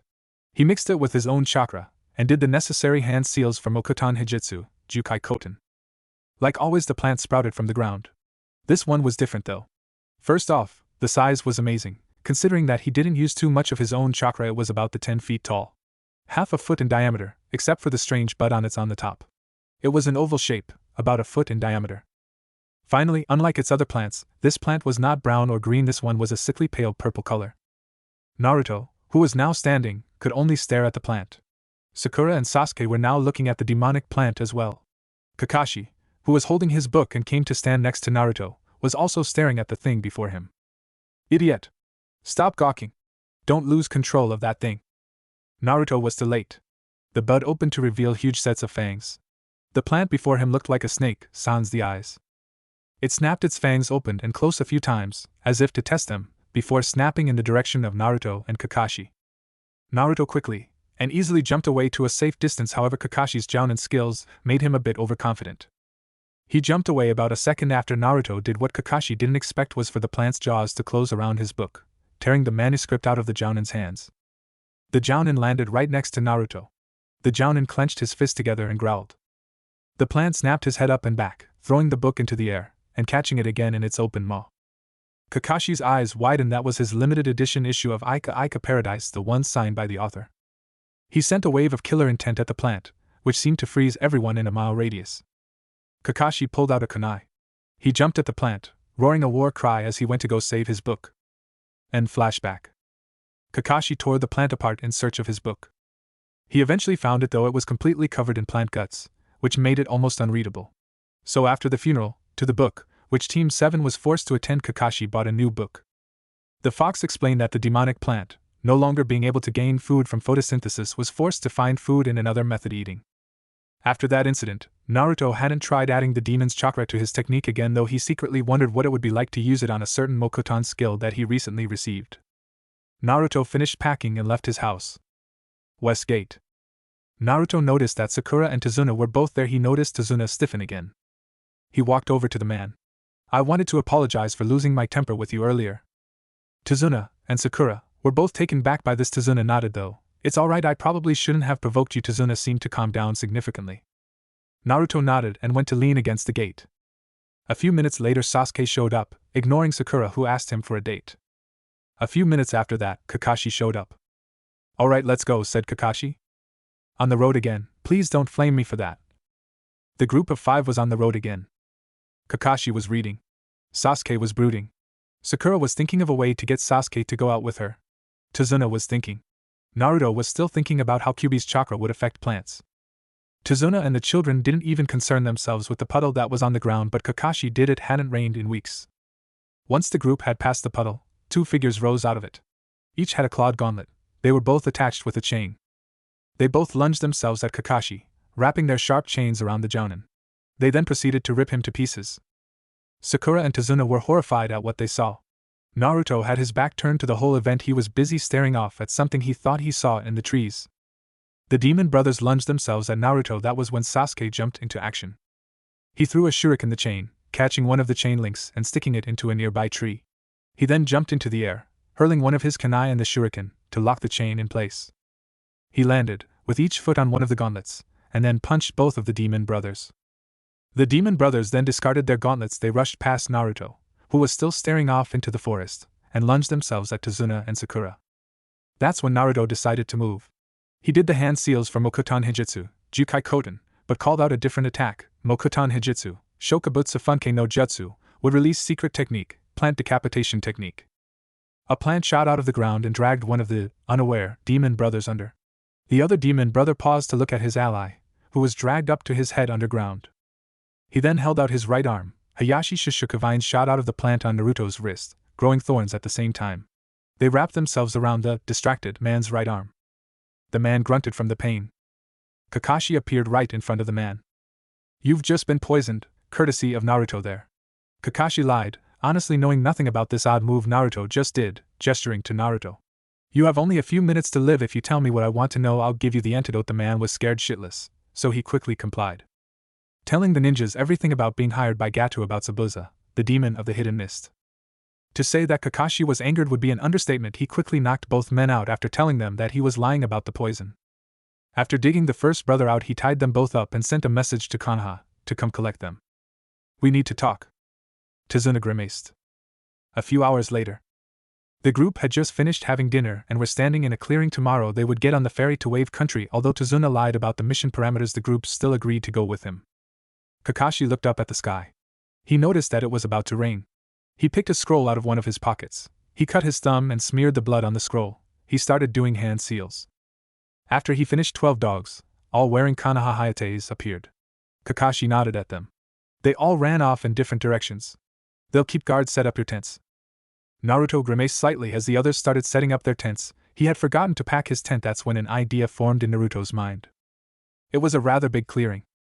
He started doing hand seals. He never has actually preformed this jutsu, though he constantly practiced the hand seals. Mokuton, Shichuka no Jutsu, would release 4 pillars house technique. Many roots started coming from the ground. They started growing and twisting together. It took them about a minute to finish. By the time it did, Naruto was on top of a fully formed house. It looked like a 2-story, old Japanese style inn. The other 4 gawked at the building that just materialized out of the ground. Naruto was panting pretty hard. Damn, for a non-combat jutsu it sure takes a lot of chakra. After he caught his breath, Naruto jumped down, right next to Kakashi, still smiling. Sensei, I forgot to pack my tent, so if you don't mind I'll just camp out in there. Wouldn't really call that camping, muttered Sakura. She then glanced back at her small tent. Hey Naruto, I forgot my tent. To mind if I use one of the rooms? She lied, assuming that the building had multiple rooms. Kakashi smiled at her. Isn't that your tent over there? Pointing at the tent that she put up. Sakura smiled nervously. No. Whatever, muttered Naruto. Anyone else forget to bring their tent? Naruto asked as he walked into the building. It started drizzling outside, so Sakura grabbed her bag, leaving the tent that wasn't hers, and walked inside the insized building. Kakashi shrugged and walked inside. Sasuke was thinking, not really how I planned my first time outside the village to be. He shrugged, though, figuring might as well be comfortable while sleeping. Tazuna was still gawking. Who the hell are these guys? A pair of children were walking side by side down the huge carnival. The blonde child looked backwards to see a small group following them, their bodyguards. Naruto turned back to the silver-haired girl in front of him. They made their way back towards the group of older men, Sarutobi and Yoko. The old men smiled at the two of them. Have fun, you two? Yeah, it was a lot of fun. This carnival is so big, exclaimed an excited Rei. Yoko smiled at his granddaughter. That's great to hear. We don't have much time left. How about a few pictures? Okay, Rei said as she grabbed onto Naruto. She sat down in front of the camera, sitting on Yoko's lap, Naruto sitting on Sarutobi's lap. She was still holding the blonde's hand. One of Yoko's guards were taking the picture. Say cheese. Cheese! Screamed the excited girl, causing everyone to smile at her happy attitude. The flash went off. Naruto's eyes opened the second the flash went off. He sighed and got up. Outside the wooden house, Naruto charged his chakra. Almost as quickly as it appeared, the inside house disappeared under the soil. This time, however, Naruto wasn't panting. I guess it only takes a lot of chakra to make it grow and not to send it back to the soil. Naruto nodded at his 4 companions. Alright, let's continue. A few hours later, Team 7 has just got off of the ferry that took them over to Wave Country. They could see the unfinished bridge from their position. Be careful, Tazuna warned the boatman. Tazuna nodded in his direction. The party of 5 took off, towards the unknown. So what's the deal with this Gato person? Asked Sakura. Tazuna sighed. Smuggling, kidnapping, drug dealing, and that's only a summary of the things he's involved with. He's taxing our people highly. The fact is that unless we finish this bridge, we'll be doomed to poverty forever. That's awful, Sakura sympathized. Though Naruto was smiling, with a seemingly out-of-it expression, Naruto's mind was going a mile a minute. Is this what normal humans are? They betray, hurt, and capitalize off of each other. They worry about nothing but their own personal gains. Naruto's thoughts were cut off, though. Now you know what I had to deal with every day. Everybody's like, wah. Kyuubi destroyed my village. They never stopped to understand that I'm the victim here. An image of a chibi Kyuubi entered Naruto's mind. Naruto growled inwardly. Get the hell out of my mind. The chibi kitsune pouted. Oh fine, you try to give a guy a little company in the human bashing, and what does it get you? Fucking gets your head bitten off. Geez, the way you talk, you'd think you didn't want me in your life. I'm not going to dignify that with a response. So anyway, I bet the pink-haired ninja is wearing lacy pink panties, the old man is wearing briefs, the other mental one is wearing tidy whities, and your sensei is wearing a thong. What? Naruto's random outburst made the other four stop to stare at the blonde, who for once lost his smile and had a shocked look on his face. Sakura was the first to break out of her stupor. Is something wrong, Naruto? Naruto shook his head, replacing his shocked expression with an eerie smile, and ignoring the loud laughing in his head. No, nothing's wrong with that. He walked off, leaving the other four to stare at him questioningly. And where the hell did that observation come from? Kyuubi snickered. You can tell a lot about a person by the type of underwear they wear, like your pink-haired friend obviously has a pink fetish, the old man has. He was cut off. I really don't give a damn. Wait, how the hell do you figure Kakashi-sensei is wearing a thong? His look, it just screams, Metro. I changed my mind, I really don't care. Naruto's eyes suddenly shifted to the right. He quickly pulled out a kunai. This action signaled Sakura, Sasuke, and Tazuna, but not Kakashi, who was already aware. Get down! Kakashi yelled as a giant sword came flying at the group. Naruto and Sasuke jumped down. Kakashi pushed Tazuna and Sakura to the ground. The sword flew harmlessly above the group and became engraved into a tree. A shirtless figure, wearing bandages over his mouth, appeared on the large sword. The group jumped up to their feet. The man, who was wearing a /mist hat, spoke. Kakashi Hatake, the copy ninja, it's an honor. No wonder the demon brothers failed. Zabuza Momochi, the demon of the hidden mist, and A-class nuke nin, missing nin. If I'm to fight you. He reached up to his headband, the part covering his left eye, and pulled it up, revealing a red eye, with 3 black commas. I'll need this. The Sharingan, I'm honored. Sharingan, but he shouldn't have that. That's a blood limit that belongs to my clan, thought a confused Uchiha. Zabuza, sword and all, disappeared and reappeared right on top of a nearby lake. His chakra flared. Ninpo, Kirigakyu no Jutsu, ninja art, hidden mist technique. Mist started to gather around the group. The 3 genin, who received a signal from Kakashi, got into a formation around Tazuna.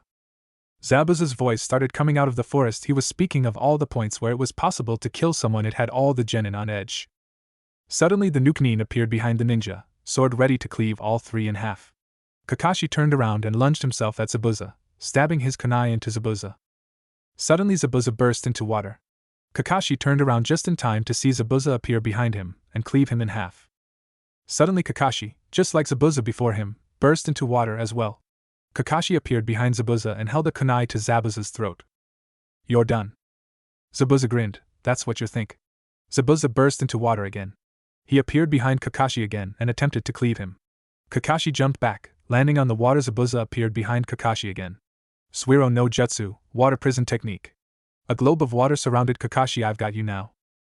A clone of Zabuza appeared out of the water. The clone started walking towards the genin. Run!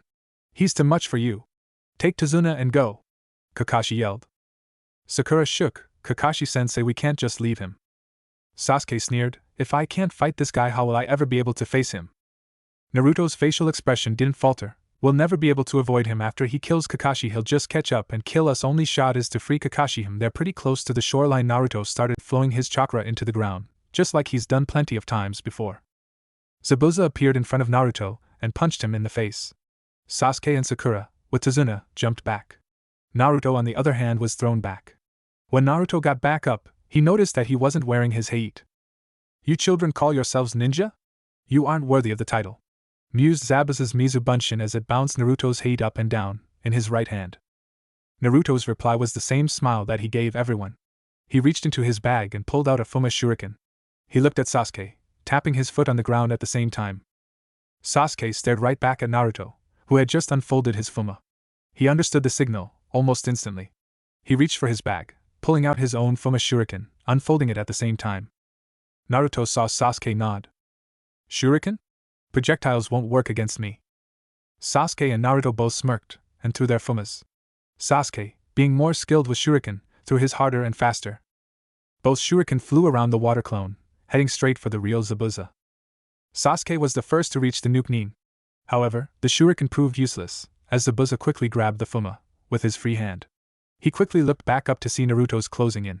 He quickly jumped over the Uzumaki's Fuma, keeping his hand in the water globe at the same time. I told you! A shuriken won't work against me! Yelled Zabuza. He froze though as he saw that both Sasuke and Naruto were still smirking. His eyes slightly widened as he saw Naruto finishing hand seals. Suddenly a giant root shoots up from the water, smashing against Zabuza's chin. The shurikens were just a distraction. Zabuza stumbles back, releasing his hold on Kakashi's prison, releasing the copy ninja. Kakashi, though relieved, was sending out a huge wave of killer intent at Zabuza, who had regained his balance. He glared at the young kitsune, and threw Sasuke's fuma at the blonde. The fuma was however intercepted by Kakashi, and flew harmlessly into the lake. They both glared at each other before doing a set of hand seals. After a long chain they both yelled out, Suiton, Suryuden no Jutsu. Two giant water dragons appeared out of the lake and crashed into each other, causing huge waves to form on the lake. They both started doing another set of hand seals. Zabuza's eyes widened. He's not just copying me, he's surpassing my speed. Suiton, Daibakufu no Jutsu, yelled Kakashi before he could complete the seals. A giant torrent of water flew at Zabuza, engulfing him and slamming him into a nearby tree. Zabuza coughed, trying to get the water out of his lungs. He felt Kakashi appear right next to him, placing a kunai against his neck. Can you see into the future? Kakashi smiled. Yes, you're going to die. Suddenly multiple needles flew out of nowhere and pierced Zabuza's neck. Zabuza fell onto the ground, and someone landed right next to him. She was wearing a green battle kimono and white mask, with a red swirl on it and a symbol, marking him as a Miss Nin. A hunter Nin? Yes, thank you, you were very helpful in the capture of this man. I've been tracking him for a long time now, said the hunter Nin, whose voice obviously marked him as a girl. Kakashi nodded, though hesitantly. The hunter Nin grabbed Zabuza and disappeared. Kakashi's eyes widened. Wait, with that Kakashi fainted. Kakashi-sensei! Yelled the kunoichi as she ran to the fallen jounin. The other three slowly followed. Chakra exhaustion. Tazuna shook his head sadly. Let's get him to my house. Sakura nodded. Naruto took a second to look around and noticed his hate on the ground. Not sensing danger, he went to go pick it up. 2 days later. Kakashi slowly opened his eyes. He found himself in a room, a blue-haired woman staring at him. You're finally awake, noted the woman. Where am I? This is Tazuna's house, replied Sakura from the door. She pointed to the woman. This is Tazuna's daughter, Tsunami. Kakashi nodded. Where are Sasuke and Naruto? Sakura sighed. Sasuke's training, Naruto's meditating. Get them both in here, we're going to begin some real training. Zabuza's still alive. 2 days later. Naruto was currently resting in the middle of the woods. Kakashi had gotten them to try a tree climbing exercise, without using their hands. It was meant to increase their chakra control. Sakura got a hold of the technique right away. Sasuke made a little progress, but not much. Naruto, on the other hand, hadn't made much progress at all. He had just woken up, having spent the night out in the woods. He had preferred not to go back to Tazuna's house that night, because of a scuffle with Tazuna's grandson, Inari. Flashback.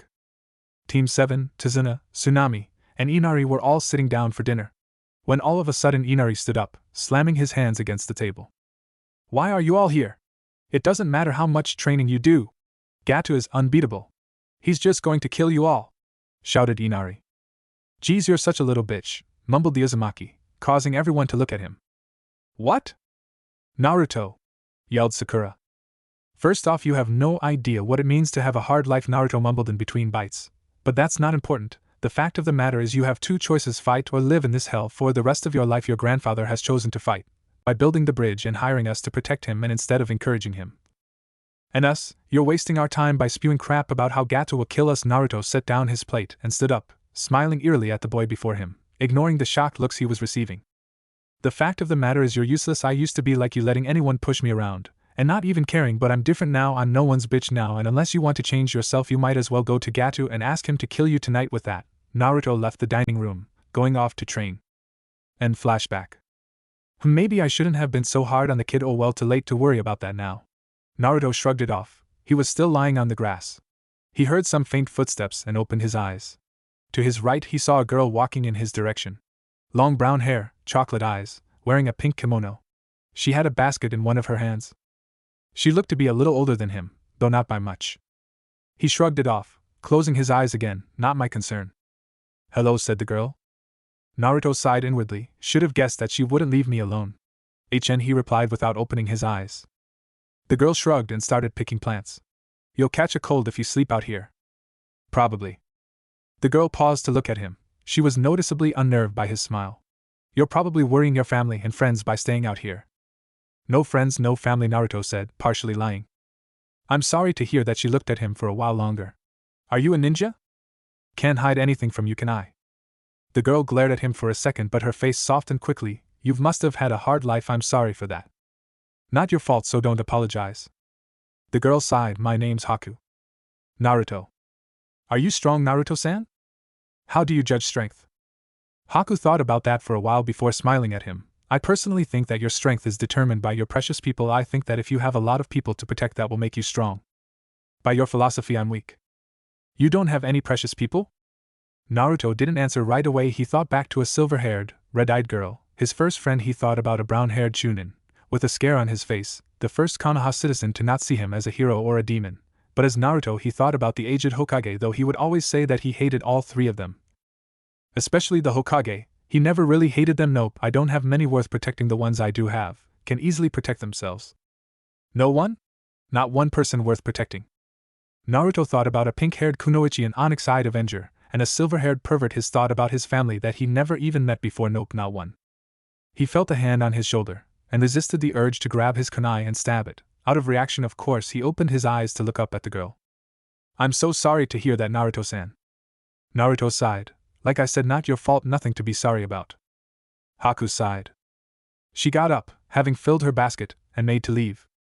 Those herbs are those for your precious person, Haku. She paused and turned towards the boy. Yes, I'm hoping they'll heal him up quickly. Goodbye. Goodbye, Naruto-san. I hope you find peace in this world or the next, she said, whispering that final part to herself. Him protecting one's precious people as a source of strength. I wonder, well, in another time, in another world, I may have listened her words. Another hour went by before Naruto decided to get up. When he did, he noticed Sasuke appear right next to him. They both nodded at each other, before going to practice on their own. A few days later. Let my mother go. Naruto shot up off of his mattress. He quickly looked around and noted that Sasuke, his roommate, wasn't with him. Let her go, the same voice screamed, obviously Inari. Inari, just run away. Came a second voice, Tsunami? Naruto jumped to his feet and ran to the door, grabbing his fighting clothes and gear at the same time. Downstairs. Naruto came downstairs, dressed as he normally would. He didn't see anyone, but noted the front door wide opened. Shit! He muttered under his breath as he ran out the door. Where are Kakashi-sensei and the others? He figured that he had obviously overslept, having spent the last week doing nothing but practicing the tree climbing exercise.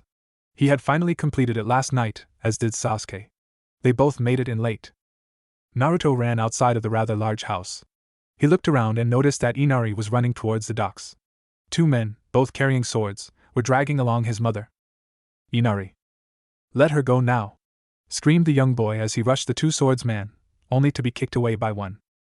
Get lost, you little punk, muttered the one who kicked him. Inari, run away now. Inari paused, still on the ground, tears in his eyes. And unless you want to change yourself, you might as well go to Gato and ask him to kill you tonight. You must protect what's yours with both your arms. Inari's eyes widened and narrowed in determination. I won't let you take away my mother too. He screamed as he rushed both mercenaries, fist raised. They both looked on in amusement as they unsheathed their swords. Tsunami's eyes widened. And oh! Both men slashed at the boy, cleaving him twice. No blood was spilled though. That's when the boy suddenly turned into a log. They heard something land on the bridge behind them. They turned around just in time to see a few thorn vines heading towards the one on the left. Hayashi Shishuku, muttered the blonde behind the vines. They wrapped themselves around the waist of one of the mercenaries, making him scream as the thorns pierced his skin. Naruto quickly pulled on the vines and slammed the entangled man into the one who was still free, knocking them both into the water. He saw a little blood come up to the surface and quickly mused the idea of it being shark-infested waters, but he quickly got rid of the thought. He turned back to the boy behind him, who was latched onto his mother. Good job, Inari. If it wasn't for you, it would have been a little harder to take those guys out. Inari smiled at the blonde. Naruto turned to walk away. If these guys are here, that means there may be trouble at the bridge. Bridge. Naruto got to the position where everyone was obviously fighting. He was currently right underneath the bridge, walking on the bottom of it. Thankful that he didn't have to swim, he slowly made his way to peek over the top. He saw Sakura and Tazuna together. He could see a large quantity of mist, guessing that's where Kakashi and Zabuza were. Lastly, he saw Sasuke, looking very much like a pincushion, surrounded by what looked like multiple mirrors, with the reflection of that hunter-nin moving through each one. I guess that hunter-nin was a fake after all. Naruto went back down and took this time to think him. Sasuke is having trouble with that hunter-nin, and who knows where Kakashi is. I doubt I can do much against the hunter-nin, but Naruto mused as he started searching through his pouch. On the bridge. The mist had dispersed slightly, Letting everyone see Kakashi and Zabuza's fight, they looked to be at about even terms at the moment. Suddenly they heard an explosion. Kakashi turned around to see the source. Zabuza, already facing towards that direction, didn't need to turn. Sakura, Sasuke, Tazuna, and the hunter Nin paused as well. There was a large amount of smoke right between both fights, Kakashi versus Zabuza, and Sasuke versus the hunter Nin. When the smoke cleared, Naruto, doing a moronic pose, appeared. Yo! Kakashi growled, Naruto! You should have stayed hidden. He would have been more useful as a distraction, damn it, I should have taught him better. Naruto's reply was a simple smile before he muttered, Mokuton Hijitsu, Jukai Koten. Suddenly a root broke through the bridge, right next to Zabuza, causing everyone to snap their heads in that direction. Zabuza mock laughed, obviously expecting it. He slightly moved his head back, causing the root to miss hitting his chin again. His eyes widened though, at what he saw next, an explosive tag. The tag exploded right in front of Zabuza, causing him to go flying back. Kakashi took this moment to take a scroll out of his vest. Zabuza finally regained his balance, landing on the bridge, when two more plants shot out of the ground. These two, however, were both purple and had a mouth of sharp teeth. They latched themselves onto the arms of the man, causing him to howl in pain. He started struggling for a bit. Finally he ripped one of his arms out of one of the plant's mouths, causing large scratches to appear, due to the teeth. That's the second time I've underestimated this punk. He grabbed his sword, which was on his back, and used it to cleave both plants, releasing his other arm. However, that was all the distraction that was required. Kuchios, Doton, Tsuga no Jutsu. Multiple large dogs shot out of the ground, and latched themselves all over Zabuza's body. Kakashi growled, You're done, as he started doing hand seals. Raikiri, lightning blade. Chakra started crackling into Kakashi's right hand, his left holding his right wrist.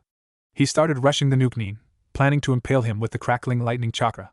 The hunter Nin's eyes widened, though you couldn't see it through his mask. She exited her mirror and started doing hand seals. Two mirrors started to appear, one next to her and one next to Zabuza. Her eyes widened again as she feels two cuts graze her arms. She turned back around to see that Sasuke had thrown two kunai. I forgot about him. She turned to complete the hand seals when she sees multiple vines wrap themselves around her, the thorns piercing her shoulders and upper chest. A/N, perverts, get your minds out of the gutter. Naruto pulls on his right arm and slams her against the ground. This causes her mask to break, and Naruto notices that she's the same girl as before. She tries to struggle, but he restrains her, putting a knee to one hand, the other knee to her back, one hand restraining her other hand. And with his right hand, he puts a kunai to her neck. He slightly loosens the hold on the vines. She raises her head to watch Kakashi about to pierce Zabuza. Let me go! Let me go! She screams, still struggling and ignoring the kunai at her throat. Naruto was slightly taken back. Does she care about this man that much? I'm sorry, Haku.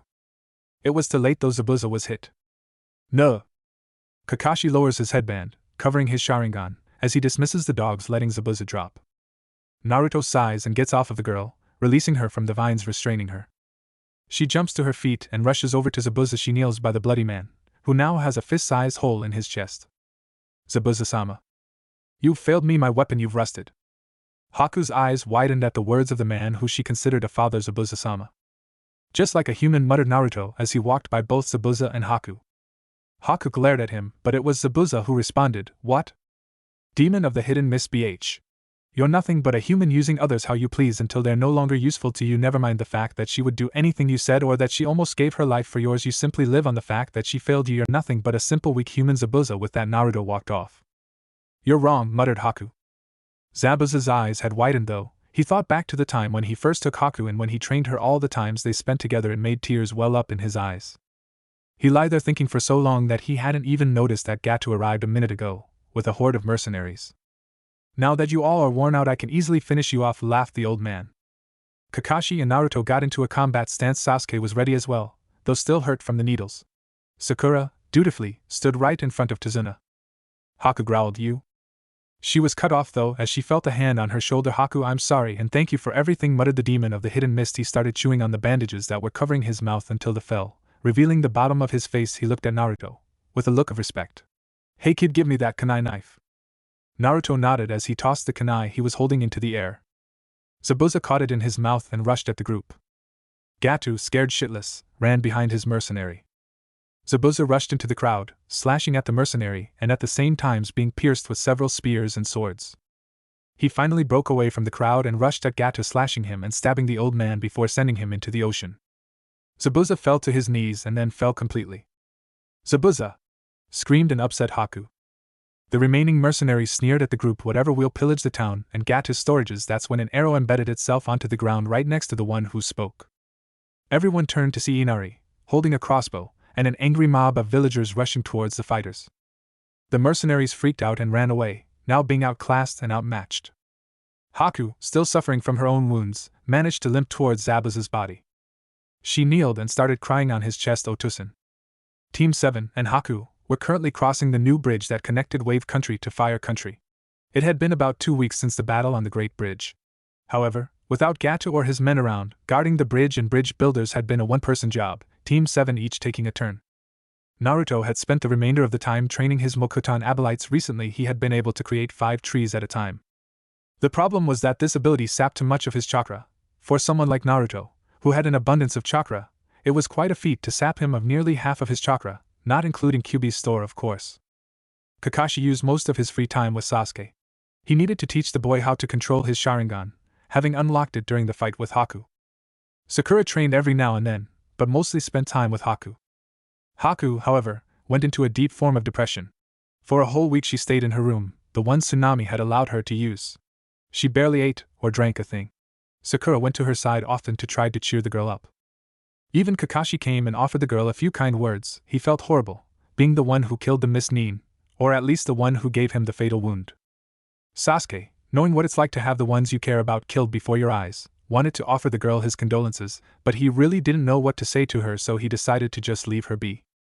Naruto, knowing what it's like to be alone for most of his life, also felt like consoling her, but like Sasuke, he wasn't skilled in doing so, so he opted to leave her alone as well, though he did feel responsible for her heartache.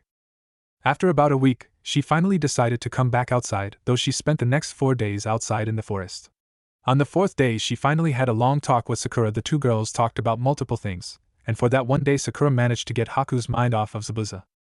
The remainder of the few days Haku spent at Tazuna's house, spending her time downstairs, mostly with either Tsunami or Sakura. On the day before the Leaf Nins were meant to go back to Konoha, Haku asked Kakashi if she could go with them. Kakashi agreed to the girl's request. And so they left together. A week later, Konoha. Team 7 was currently standing on the bridge, where they usually wait for their sensei. Sakura, after having asked Sasuke on a date for the 10th time that week, was simply sitting on the railing and looking out towards the village. Sasuke, after declining Sakura's request, opted to lean against the railing, brooding about how he would kill his brother.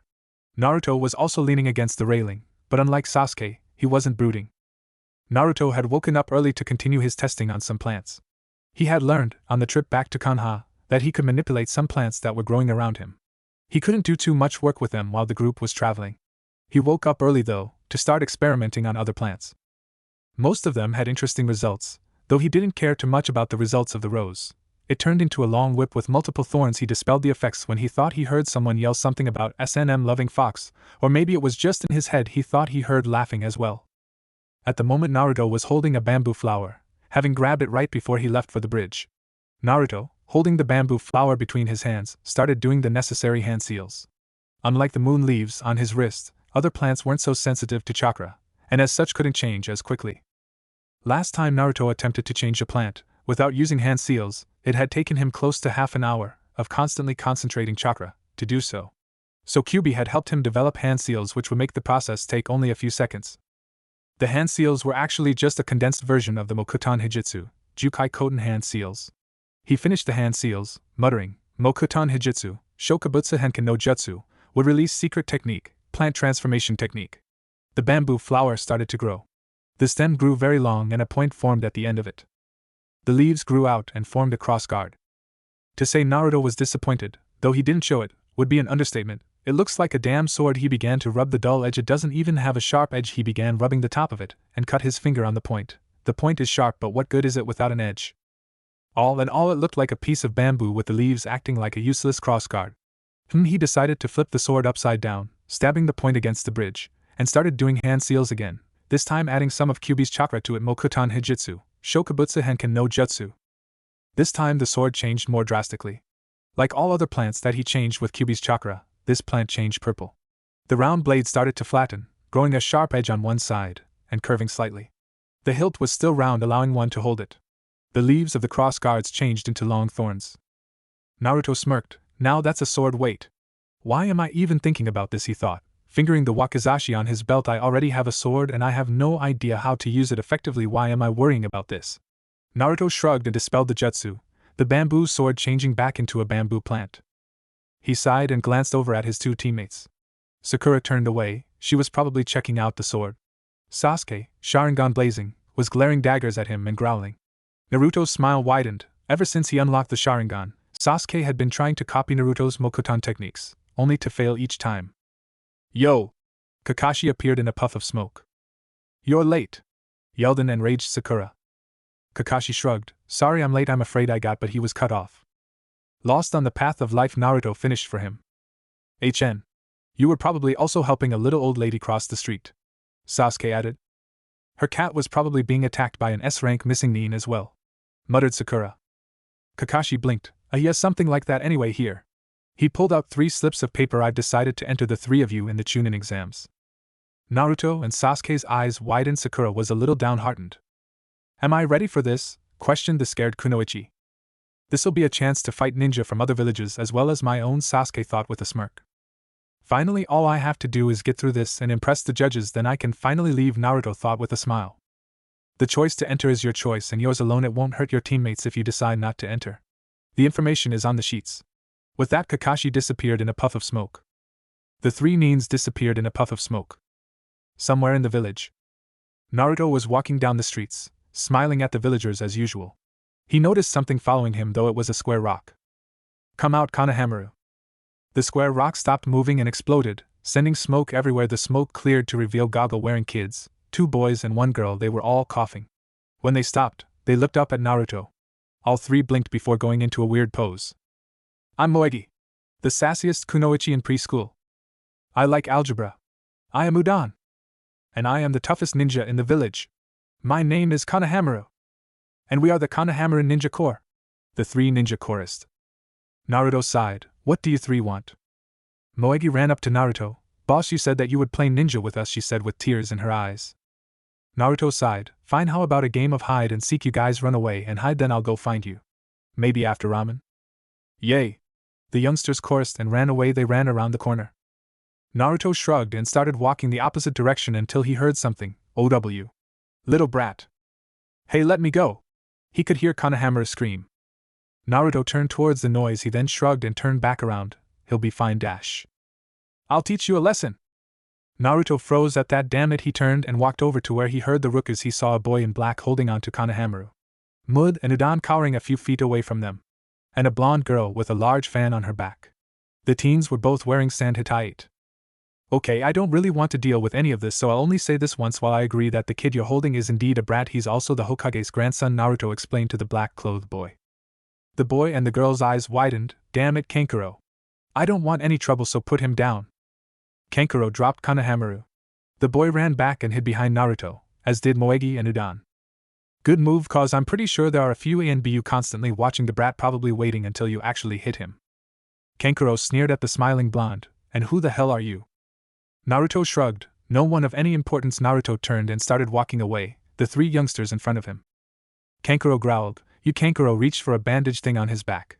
He froze when he felt a rock hit him on the head. Naruto and the kids paused at that point as well. They all turned to see Sasuke, sitting on a tree branch, bouncing a rock on his hand. I wouldn't do that if I were you. He may dress like an idiot, but he's pretty tough, Sasuke smirked. Kankuro glared at Sasuke. Temari stepped in. Enough, Kankuro. Enough, spoke a cold voice from out of nowhere.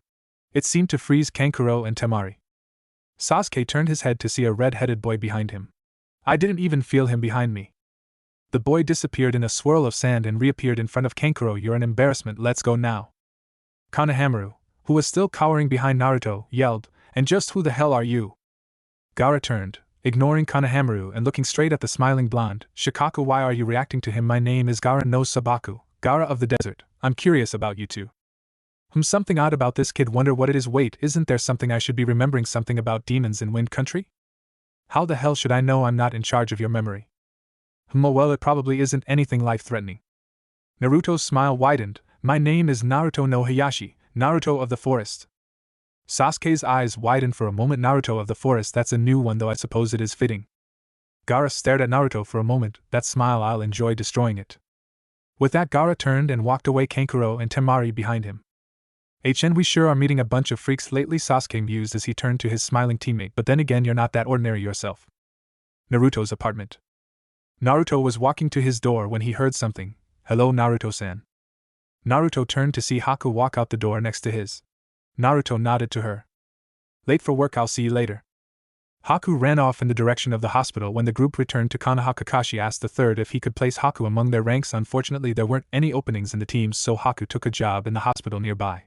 The third had promised to put her on a genin team after the chunin exam. Naruto always becomes a little unnerved by Haku. He assisted in killing her master. Hell, he even stopped her from saving him, but she was always nice to him. He mused with the thoughts that she was just trying to get close enough to him to kill him. He shrugged it off though. Naruto walked inside. The next day, Naruto was standing in the middle of a forest. He was holding Moegi in his arms. Konohamaru and Udan were standing a few feet behind him. There was a giant root in front of him holding a man with a rain Hittite. Naruto smiled widely. I guess I'll take you the Ambu. The Rain-nin's eyes widened, and in a puff of smoke, Iruka was in the place of the Rain-nin.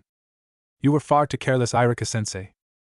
Iruka smiled at the boy. I suppose I did get careless. You were never supposed to catch me, but now that you have, you should know that this was all a test, and you can let me go now. Naruto seemed to think this over for a few seconds. Nah. Iruka's eyes widened. Nah, are you too? You still attacked a citizen of Leaf, he said, indicating Moegi, so I think I'll take you to NBU anyway. I hear they have an interesting interrogator. Iruka nearly choked. Is he talking about Ibiki?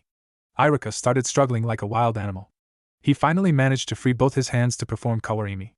Iruka was replaced with a log. Naruto shrugged. Moegi pouted. Why did Iruka do this? Naruto shrugged. Some kind of test. Even after I graduate, he's still testing me, sadist. Examination building. Naruto walked up to the building where they would be taking the exam. When he walked in, he was surprised to see Sasuke on the ground. Sakura crouched over him. There was this kid wearing a green eyesore talking to a turtle. He walked over to his teammates. Sorry I'm late, I think Kakashi is rubbing off on me. Sakura and Sasuke looked at him before turning back to the kid and the turtle. Naruto nearly dropped his smile. Forget my earlier thoughts, this kid is an eyesore. I bet he goes commando. Would you drop the underwear subject? The turtle yelled, get ready because here comes Guy-sensei. The turtle disappeared in a puff of smoke. The smoke cleared to reveal the man that looks almost exactly like the boy. Lee, the man said as he punched the boy. Never show your best jutsu unless it's an emergency. He looked at the group in front of him. So you're Kakashi's team, how's he been? Sakura spoke first. You know Kakashi-sensei? Yep, in fact people say that we are eternal rivals. He's kidding, right, thought Sasuke. Lee. At this point Naruto decided to tune out their random babbling and started replaying plant effects in his head. Examination room. Naruto was sitting in a desk taking a test. There were sentries all around them to prevent cheating. He glanced to his right to see that weird girl. I think her name is Hinata. He started glancing around the room, careful to avoid eyeing the test papers. Many of the students were glaring at their test papers. Obviously, they didn't know how to answer the questions. He looked at one student, a seat in front of him and one seat to the left, who was rushing through the exams.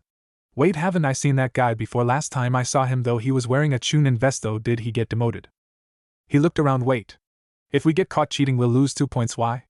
Normally when you get caught cheating we get thrown out right away unless the point of this exam is to cheat but not get caught. He looked at the boy he was staring at before. I need to cheat off of that guy and not get caught, but how? Naruto's thinking was unfortunately being distracted by an idiot in front of him. He was balancing a pencil on his nose. Finally it happened. A kunai came from one of the sentries, splitting the pencil in half. Hey! You're not here to screw around, either get to work or leave, growled the one and only Ibiki Marino. Naruto's eyes widened as he looked around the room.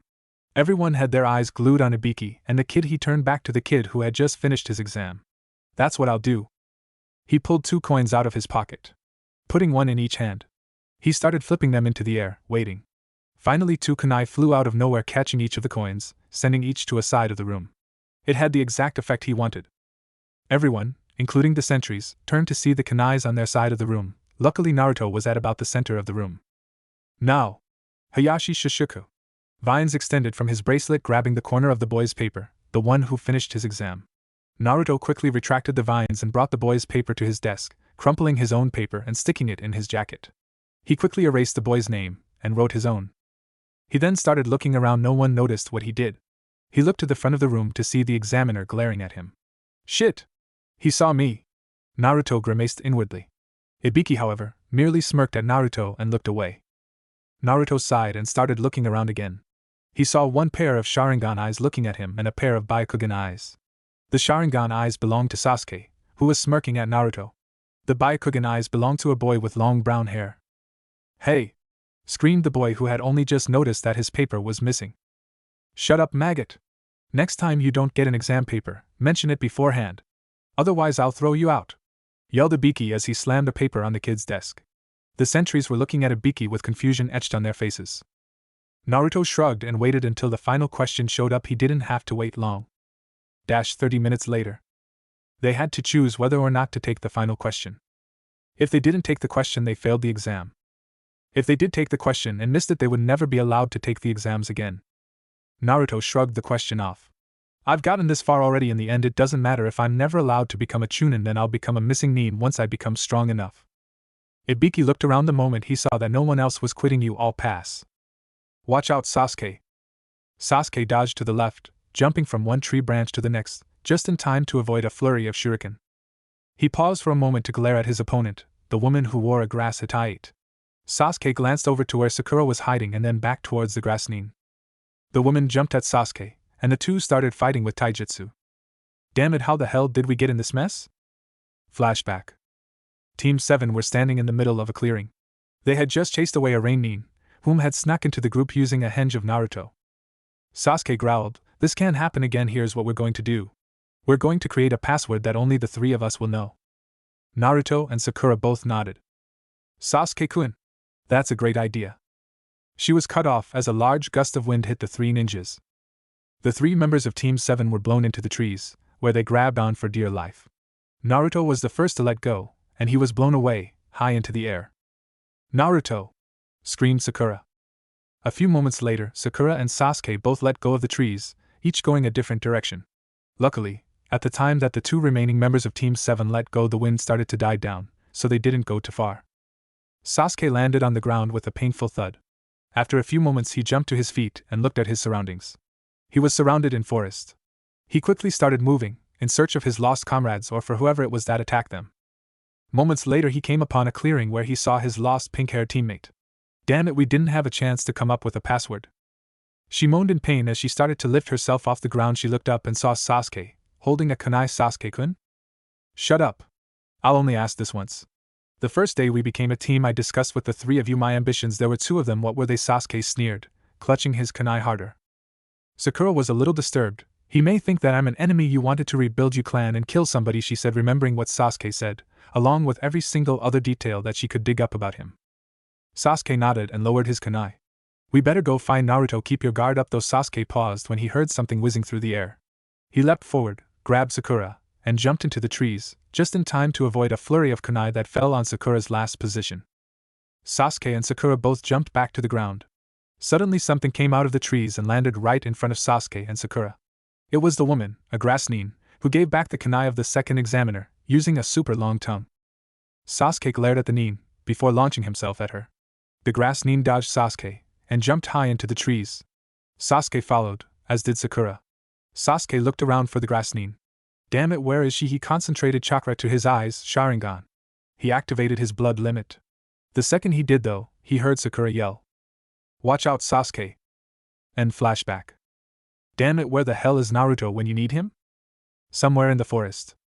Naruto lifted himself off the ground. "Must have fainted after I hit the ground." Naruto looked up and nearly choked. In front of him was a giant snake. The snake snapped at Naruto. Naruto, luckily, managed to jump to his feet and avoid the snake's maw. Naruto grabbed some shuriken and launched him at the snake. The snake, easily, took the hits and shook them off. The snake launched his tail at the snake. Unfortunately, Naruto wasn't fast enough to avoid the hit and was slammed into a tree. Figures I would end up with the giant snake. Sasuke. Sasuke launched shurikens, with wires attached, at the grass nin. He managed to tie the grass nin against a tree, the wires cutting into her body. He started doing Hanseal's Katan, Ryuka no Jutsu, fire release, dragon fire technique. Sasuke blasted a large torrent of fire along the wires and engulfed the grass nin. Sasuke dropped to his knees, breathing hard. Finally. "Sasuke!" Sasuke's head snapped up to see the grass nin walk out of the flames and then turn into mud. A mud clone! Naruto. Naruto was sent flying into another tree. No matter what he did, he couldn't damage the giant snake.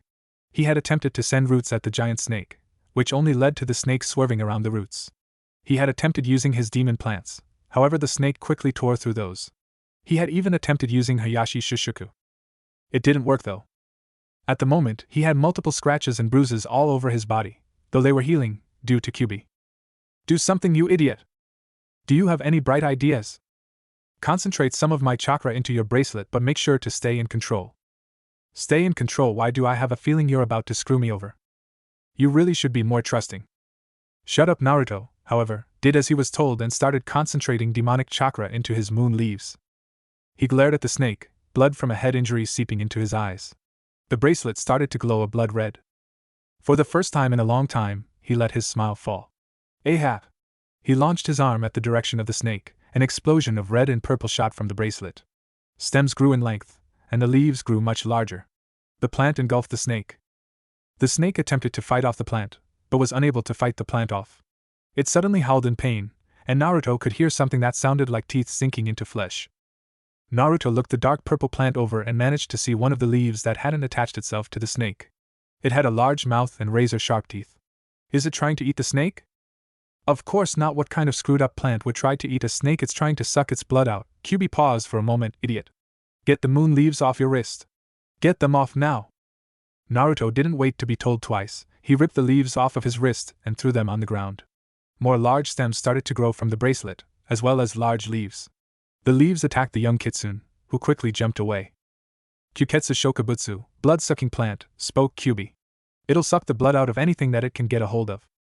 The remaining leaves attached themselves to the snake. Something seems so grotesque about all of this. Keep watching. The giant snake suddenly disappeared and the plant curled into a tight ball. The plant started to glow red and purple again. Finally, a large stem, much larger than the others, grew from the center. A large rose grew from this stem and the rest of the plant turned into a bluish-green color. Lovely flower. Never thought you'd be one to appreciate a flower. When a plant sucks the blood from its victim to bloom, it seems more appealing. Interesting. By the way, did you bring another moonleaf bracelet with you? Naruto shook his head. I haven't gotten around to making another bracelet. Idiot, I guess it can't be helped. The snake, it disappeared how? Why? It was a summoned spirit. Someone in this forest has possession of the snake contract. I wonder who it is. Naruto turned. I'd better get back to the others. Naruto jumped off, placing the same eerie smile on his face. Sasuke. The grass genin, who had a portion of its face torn off, revealing pale skin and a yellow, slitted eye, slammed Sasuke against the tree. She held the Uchiha against the tree using only one hand. Just as quickly, the grass genin sunk her teeth into Sasuke's neck. Sasuke let out a blood-curdling yell, which could be heard all throughout the forest. The grass genin let go of Sasuke, letting him slump on the tree branch. She smiled before disappearing. The Uchiha will be mine. Sasuke Kyuin. Sakura jumped onto the branch and grabbed onto Sasuke. Sakura looked around frantically. Naruto. I need your help. Her answer was complete and total silence. What am I supposed to do? Muttered the pink-haired ninja. She sat there, with Sasuke resting against her lap, until she heard a familiar chakra signature nearby. Naruto. Naruto landed in a clearing. I can feel Sakura's chakra signature up ahead. Stupid girl, she'll get herself killed that way. She should be concealing it. Naruto-kun. Naruto's eyes widened as he suddenly started looking around. Do you hate Konoha-gakure? Naruto's face became a smile once again, as he stopped looking around. Congratulations, Captain Obvious. What do you want, a fucking medal? The voice seemed to ignore the comment. I've been watching you, Naruto-kun. I saw you in the first exam. Your abilities over plants is amazing. And let me guess, you want me to give you myself. You want my abilities, isn't that right? The voice chuckled. Of course, in return I'll give you revenge against these pathetic fools, the ones who shun you, hate you, treat you like dirt, despise you for just being alive. Naruto seemed to think this over. No thanks.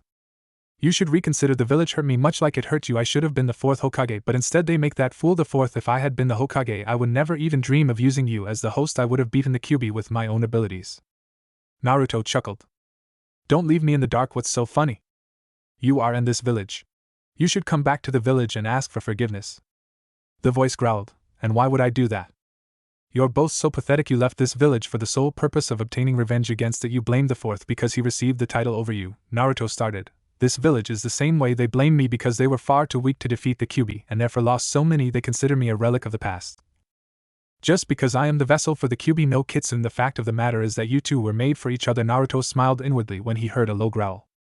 I, on the other hand, am better than that, better than these moronic villagers, and better than you. When I leave, I won't return to seek vengeance because I'm above that. Naruto finished.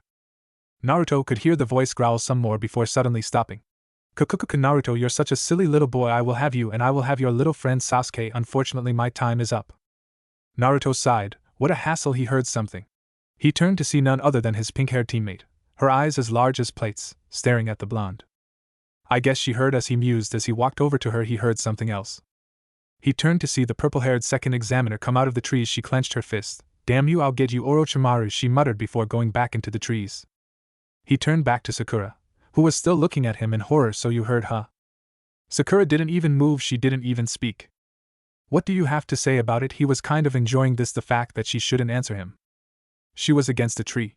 He placed his hand next to her head and moved his face close to hers. Here's the quick version. Yondaime, and the rest of these morons, were far too weak to stand up against the nine-tailed fox. He paused for a moment, when he noticed that her mouth was wide open, probably from the mention that the fourth was too weak to defeat the fox. He reached over and closed her mouth for her. Don't gawk like that, makes you look like a fish. Anyway, like I was saying, the fourth couldn't defeat the demon, so they decided to sacrifice a small child. They sealed it into that child. And if that wasn't enough, the child had to deal with the fact that everyone in the village hated him for something that he didn't even control. He paused for a moment to look at Sakura. She still looked terrified. 12 years later, that child makes a deal with the third Hokage. If he becomes a chunin, then he gets to leave the village permanently if he so wishes. So help me win this exam and I'll leave forever. Why, yes. Naruto sighed. You do know I can easily kill you right now, right? Sakura paled, but managed a small nod. Then why don't I? Sakura slowly shook her head, indicating that she didn't know. Because I don't want to, Naruto said simply. No reason to kill you. Sakura sighed at this. Whether you believe that I'm Naruto or the Kyuubi is your own damn business. I really don't give a damn, Naruto muttered. Alright, story time's over. Next time I'll tell you how I received the talk. 1 Hokage, 3 male clan heads, 20 bottles of sake, and 3 hours later, before they finally asked a woman to explain it to me, she did it in like 5 minutes. Are men pathetic or what? Naruto heard laughing in his head. Where's Sasuke? Sakura gestured to a direction, obviously still terrified. Naruto walked over there. Hours later. Sakura was sitting next to Sasuke's prone body. She was thinking about Naruto. He's the demon fox. No wait, he's just the vessel. I don't know. Why didn't they tell us about this? Why did they lie to us? Sakura heard something appear. It was a squirrel, running towards one of her hidden traps. She threw a kunai in front of it, sending it running away. I have to protect Sasuke-kun until Naruto comes back. Useless little girl. Sakura turned towards the voice to see the 3 sound nins. Naruto. Naruto was jumping from tree to tree. The grass nin that Sasuke was fighting must have been this Orochimaru person that the second examiner mentioned about. Sakura said that the grass nin slapped our scroll away. When Sasuke had attempted to give it to her, it only makes sense that it would be Orochimaru. What did he want? Naruto was looking around. Their food supplies were low, and he decided to try and find some fruit. He was also hoping to find some moon leaves for a second bracelet. He had no luck. He heard what sounded like an explosion. He turned around to face the direction. Damn it, that sounds like the direction where Sakura and Sasuke are. Naruto launched himself. Team 7's hiding spot. Naruto reached a tree that was close to the clearing. Naruto peered inside the clearing. He saw Team 10, Ino, Shikamaru, and Chuji, the sound team, that freak who was talking to the Tull, and Sakura, who now had short hair. The sound girl, Ino, Chuji, the green-clad ninja, and the sound girl were all down. Naruto did the necessary hand seals. Let's see how that freak likes this. Dosu was closing in on Sakura, ready to kill the young girl. Suddenly something exploded from the ground and latched right onto his groin. Dosu's eyes widened and he let out a blood-curdling scream. Zaku, Lee, Shikamaru, and Chuji all felt sympathy for the sound nin, the latter two experiencing the same pain from Ino almost on a daily basis. Naruto jumped into the clearing right behind Zaku, smirking, as his plant disabled Dosu. Zaku turned toward Naruto and glared. They all suddenly felt something.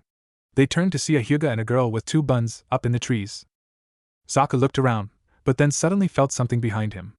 He turned to see Sasuke, glowing purple, with black, flame-like, tattoos all over his body. Sasuke growled, "You're hurt, Sakura. Who did that to you?" Sakura was terrified again. What kind of group am I in? Zaku laughed. It was me. Sasuke appeared behind Zaku. You're pretty proud of these arms, aren't you? He grabbed both of Zaku's arms, and put his foot on his back and started pushing. Stop. Crack.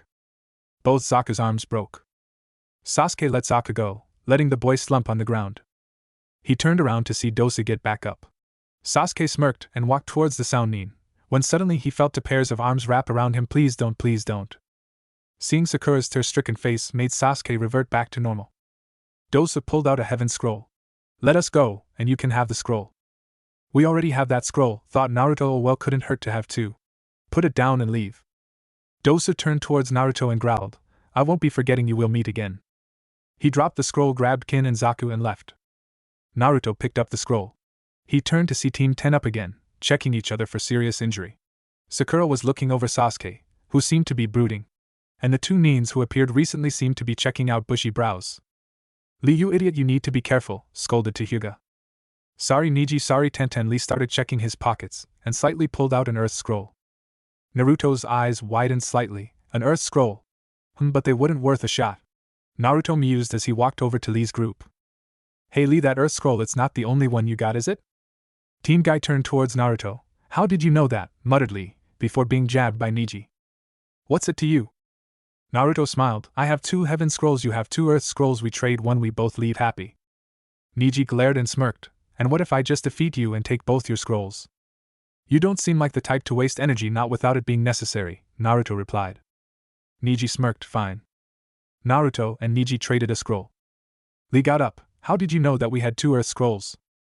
Naruto's smile widened. Simple, that guy, pointing to Niji, seems an awful lot like that guy, pointing to Sasuke, and that guy pointing once again to Sasuke, would never trust you, pointing to Rock Lee, with his team's scroll unless they had an extra.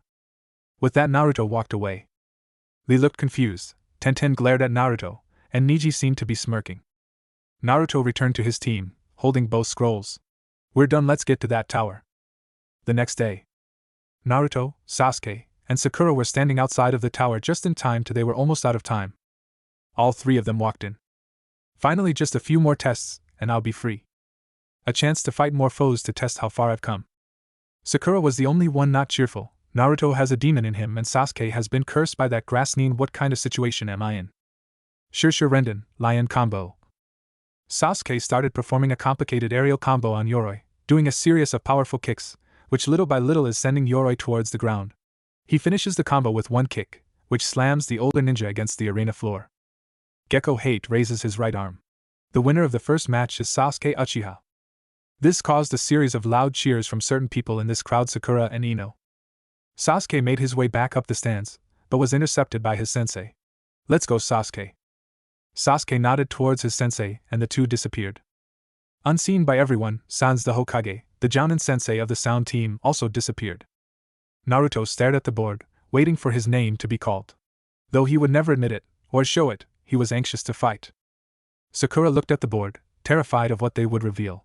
She was even more horrified by her teammate. It took every ounce of her willpower to stop herself from yelling out that Naruto had the Kyuubi sealed inside of him. She probably would have mentioned it to Sasuke, but Naruto was always around, and she never got any time alone with the Uchiha. Right now, all she wanted to do was have a long talk with either the third or with Kakashi. But first she had to deal with the problem of getting through her match alive. Why do I have to be so weak? The board stopped. No, moaned an anxious Rock Lee, who was not only anxious to fight, but was making sure that everyone knew that he was anxious to fight. HN. Shino Aburaim vs. Choji Akimichi. Somewhere in the tower. Fuja Hoin, evil sealing method! Yelled the copy ninja as the seals written on the floor, and on Sasuke's body, started crawling towards the curse seal. The markings made a circle around the curse seal. All the while, Sasuke was writhing and howling in pain. When it finally stopped, Sasuke was on the floor, unconscious. That should prevent the curse seal from taking control of you again, but in the end, it'll all depend on your willpower, Sasuke.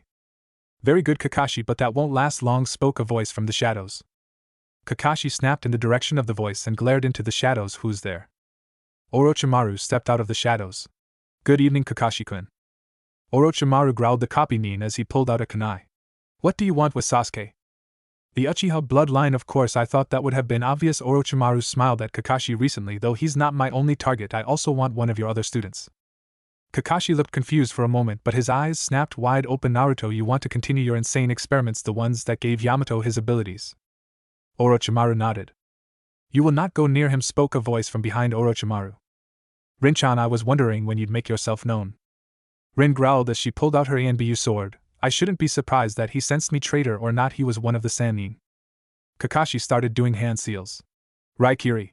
He yelled as lightning energy charged in his right hand, as his left hand held his wrist. Orochimaru smiled at Kakashi. Like I told Anko, cancel the exam and I'll destroy your village, but I add another warning, pull Sasuke or Naruto from the exams and I'll destroy the village anyway. With that, Orochimaru disappeared. Kakashi sighed and released his Raikiri. Rin sheathed her sword and walked over to Kakashi. These two are in danger. I wonder what Sensei would do in this situation. Kakashi sighed. Rin became distressed when Kakashi didn't answer her. Arena. Shino just dodged another Nakudan Sensha, meat tank. He had been dodging Choji's attacks the whole time. Choji got out of his Nakudan Sensha and turned to face Shino. Choji was panting. I'm running out of energy, damn it, I have to try it again. Choji did the necessary hand seals Nakudan Sensha. Choji's arms and legs went inside of his clothes as the boy ballooned up. He started rolling at high speeds towards the bug ninja. Shino dodged again, but this time he wasn't able to get away completely, resulting in him getting knocked back and landing on the ground with a hard thud. Choji came out of his roll and practically jumped with joy. Alright, now Byuban Baika no Jutsu, partial multi-size technique. He launched a giant hand at the bug ninja and grabbed Shino with it. Shino smirked, though you wouldn't see it through his overcoat, and exploded into hundreds of bugs, which surrounded the Akimichi. The Kikai bugs engulfed Choji and started to suck out his chakra. Instead of doing anything useful, though who knows what he could have done in that situation, Choji freaked out and started running around in circles screaming. Choji then tried rolling around on the ground.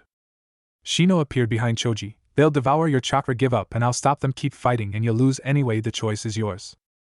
I give up. Shino recalled his bugs slowly and walked back towards the stands. The winner is Shino. Choji slowly started to move back towards the stand. They all looked towards the screen again. Me! Pick me! Yelled Rock Lee. Sabaku no Kankuro vs. Misumi Tsurugi. About an hour later, Naruto and Lee were still waiting impatiently for their turns. Kankuro, or rather his puppet, easily defeated Misumi. Sakura and Ino fought next. Both girls fought hard and lasted a long time against each other, proving how strong, or equally weak, the two kunoichi really were. Shikamaru fought Kin, and easily outsmarted the girl, causing the girl to slam her head against the wall. Temari and Tenten were the next round, proving that there actually are great female shinobi their age. Though Tenten put up a great fight, Temari was able to outclass her with little problems. The next match was Niji vs. Hinata. Poor Hinata, though she was able to stand up to her superior cousin, something which Naruto admired, she wasn't able to even hurt the branch member of the Hyuga. Zaku vs. Kiba. Zaku, Kiba, and Akamaru all went down the stairs and towards the stadium. Zaku and Kiba faced off. Kiba noticed that one of Zaku's arms was in a sling. He smirked. Yes. He's still hurt from the second exam. I have this match down easy. Begin. Kiba's hands went through a small chain of hand seals, Shikyaku no Jutsu, for legs technique. Kiba's nails lengthened into claws as he went down on his hands and legs. He lunged at Zaku with every intent to tear the sound nin apart. Zaku quickly extended his right arm, the one that wasn't in a sling, and yelled, Zankaha. A blast of pure sound energy exploded from Zaku's hand and blasted Kiba away. Kiba growled as he landed on the ground. Stupid mutt. You think something as pathetic as that will beat me? Laughed Zaku. Kiba got up. Just as Akamaru came up to him, Kiba reached into a pouch and pulled out a pill. Here, Akamaru, Kiba says as he flicks the dog the pill. Akamaru opens his mouth and takes the pill. After Akamaru swallows the pill, his fur begins to turn red. His chakra starts to flare up, and in a puff of smoke, another Kiba appeared where Akamaru was just standing. Up in the stands. Oh damn it, now there's two of them, muttered Naruto, earning him a few giggles from the remaining members of the Rookie Nine, minus Shino, who never seems to laugh. Kiba vs. Zaku. Kiba and Akamaru, hinged as Kiba, lunged at Zaku. Getsuga, double piercing fang. Kiba and Akamaru each spun into a razor-sharp whirlwind, heading straight towards Zaku.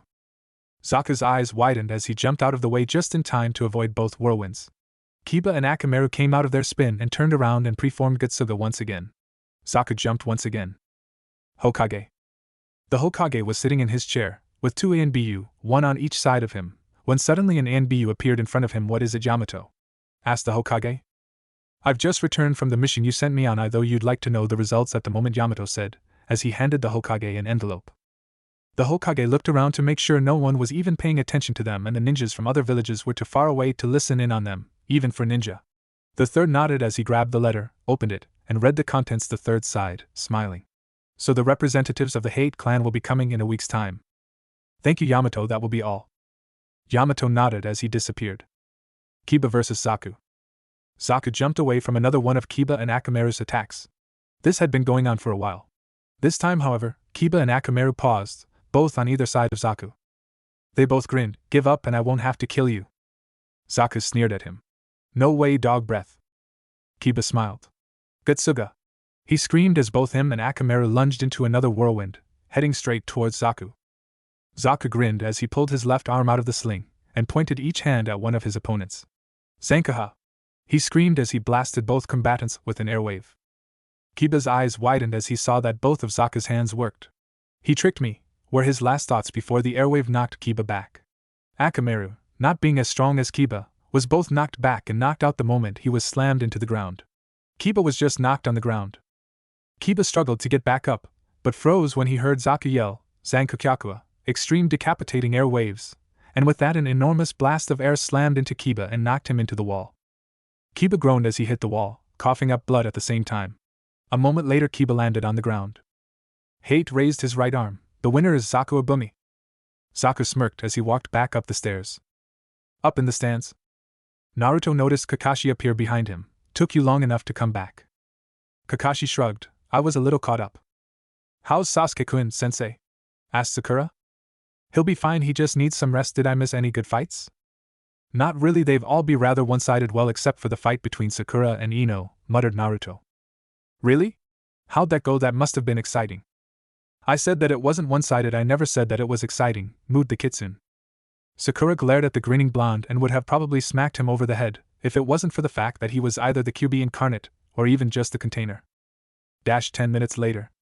Sakura watched sadly as Rock Lee was hauled off, with a crushed arm and leg. Naruto shook his head. In the end you did show that you were capable of being strong, Lee. Bah! Since when do you care about people of this village? I don't care, it's the simple fact that I respect how far he's come even with all the handicaps he's been through. No more, no less. Will the remaining two fighters please come down? Yelled Gekko. Naruto and Dosu both walked down towards the arena. The two faced off. Begin. Dosu growled, I'm so glad that you are my opponent, I'll get my revenge now. Up in the stands. Revenge? What is he talking about, Sakura? Asked the confused Kapinin. Sakura's face became cherry red. You see, Naruto had one of his biting plants. Shikamaru finished for her, he had one of those plants bite down on Dosu's groin. This seemed to produce a similar reaction from all the men in the room, even the ones that were there when it happened, a grim and sympathetic one. Naruto vs. Dosu. Dosu launched himself at Naruto. Naruto lifted his right arm and then his eyes widened. I don't have my bracelet. You idiot. Naruto jumped back just in time to avoid Dosu's main punch, but unfortunately was hit with the same sound waves that hit Kabuto before. Naruto grimaced as his inner ear started to throb and his vision started to blur. Naruto landed a few feet back, crouching. Dosu grinned, though you couldn't see it, I'm going to kill you unless you beg for forgiveness. Naruto was still on the ground kneeling a few feet before Dosu. Damn it, I can barely see. Because of my chakra your healing is increased dramatically, but you already know this, it'll probably take a few more moments before you get your eyesight back. Naruto groaned. Only have one choice, ninja's number one weapon. Naruto rose to his feet and slowly made his way towards Dosu, who was now holding a kunai. He kneeled before the sound nin, earning a gasp from the crowd around him. Dosu smiled and crossed his arms over his chest. I'm waiting. Naruto smirked. Dosu had let his guard down. Dosu, fuck off. With that, Naruto performed Lee's Konoha Shofu, Leaf Rising Wind. Unfortunately, Naruto, in his condition, was only able to knock Dosu back a few feet, unlike Lee or Sasuke who knocked their opponent into the air. However, the tactic bought him enough time to restore the damage done by Dosu's sound wave. Naruto started doing the hand seals, Taja Bunshin no Jutsu. Mass clone technique. With that, about 50 clones of Naruto materialized around the two combatants. Naruto jumped back into the sea of clones. Dosu growled as he regained his composure and started at all the Narutos. One of them smirked. In the future, just get your opponent to surrender, don't try to get them to beg for mercy, you arrogant prick. Dosu growled as he launched himself at the one who just spoke. He threw a punch and connected with the Naruto, only to have him disappear the moment Dosu's fist connected. However, due to Dosu's amplifier, the 5 clones that were around the one who got hit also disappeared. You missed me, spoke another Naruto. Dosu turned again and went after the second Naruto to speak, only to have him, and the 6 clones around him, disappear. Dosu didn't even wait for Naruto to speak, he just turned and launched himself at another set of clones. Whilst this was going on, Naruto was busy pumping chakra into the ground. He'd need precise timing to do what he was about to do. After destroying another 4 clones, Dosu landed in front of another Naruto, with 5 other around him. He pulled his fist back to attack, however was stopped when another Naruto, the real one, slid through the one he was about to hit, who was obviously a clone. Naruto stopped in front of the surprised Dosu. "Let's try this again," he screamed as he gave Lee's Konoha Shofu another shot, this time effectively knocking Dosu into the air.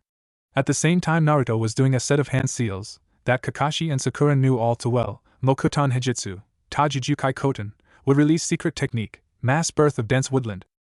With that, 4 roots burst out of the ground, flying as high Dosu, one of them slamming into his back.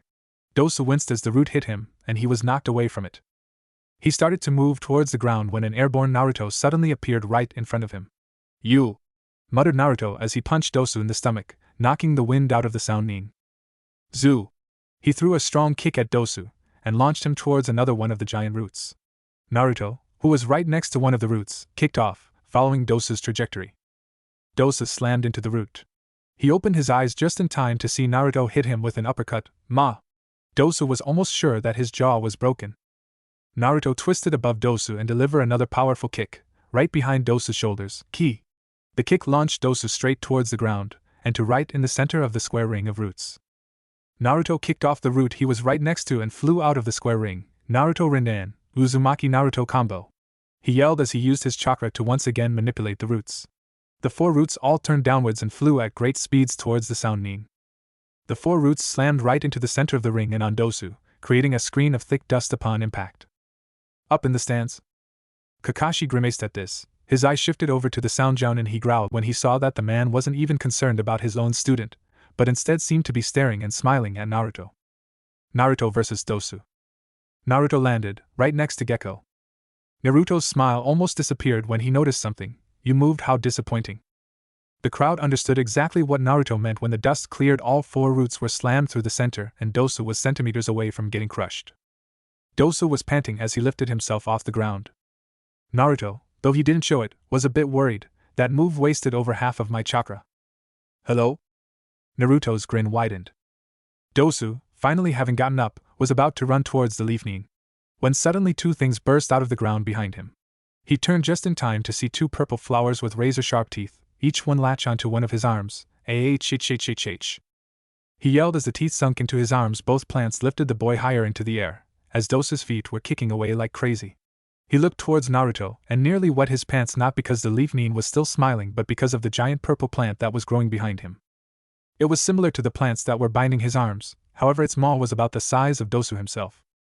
"Eh!" Dosu yelled as he felt 2 sets of teeth sink into each of his legs. He looked to see 2 more purple plants under him spreading his legs. His eyes widened, and oh! The giant demon plant, behind Naruto, snapped. His mouth opened and closed a few times testingly, and then turned towards Dosu. Dosu nearly had a heart attack. "I give MPHHHHH. He was cut off as a green root wrapped itself tightly over his mouth. MPHMFFPH. Gekko sighed. Naruto cough. "I'm pretty sure he gives up."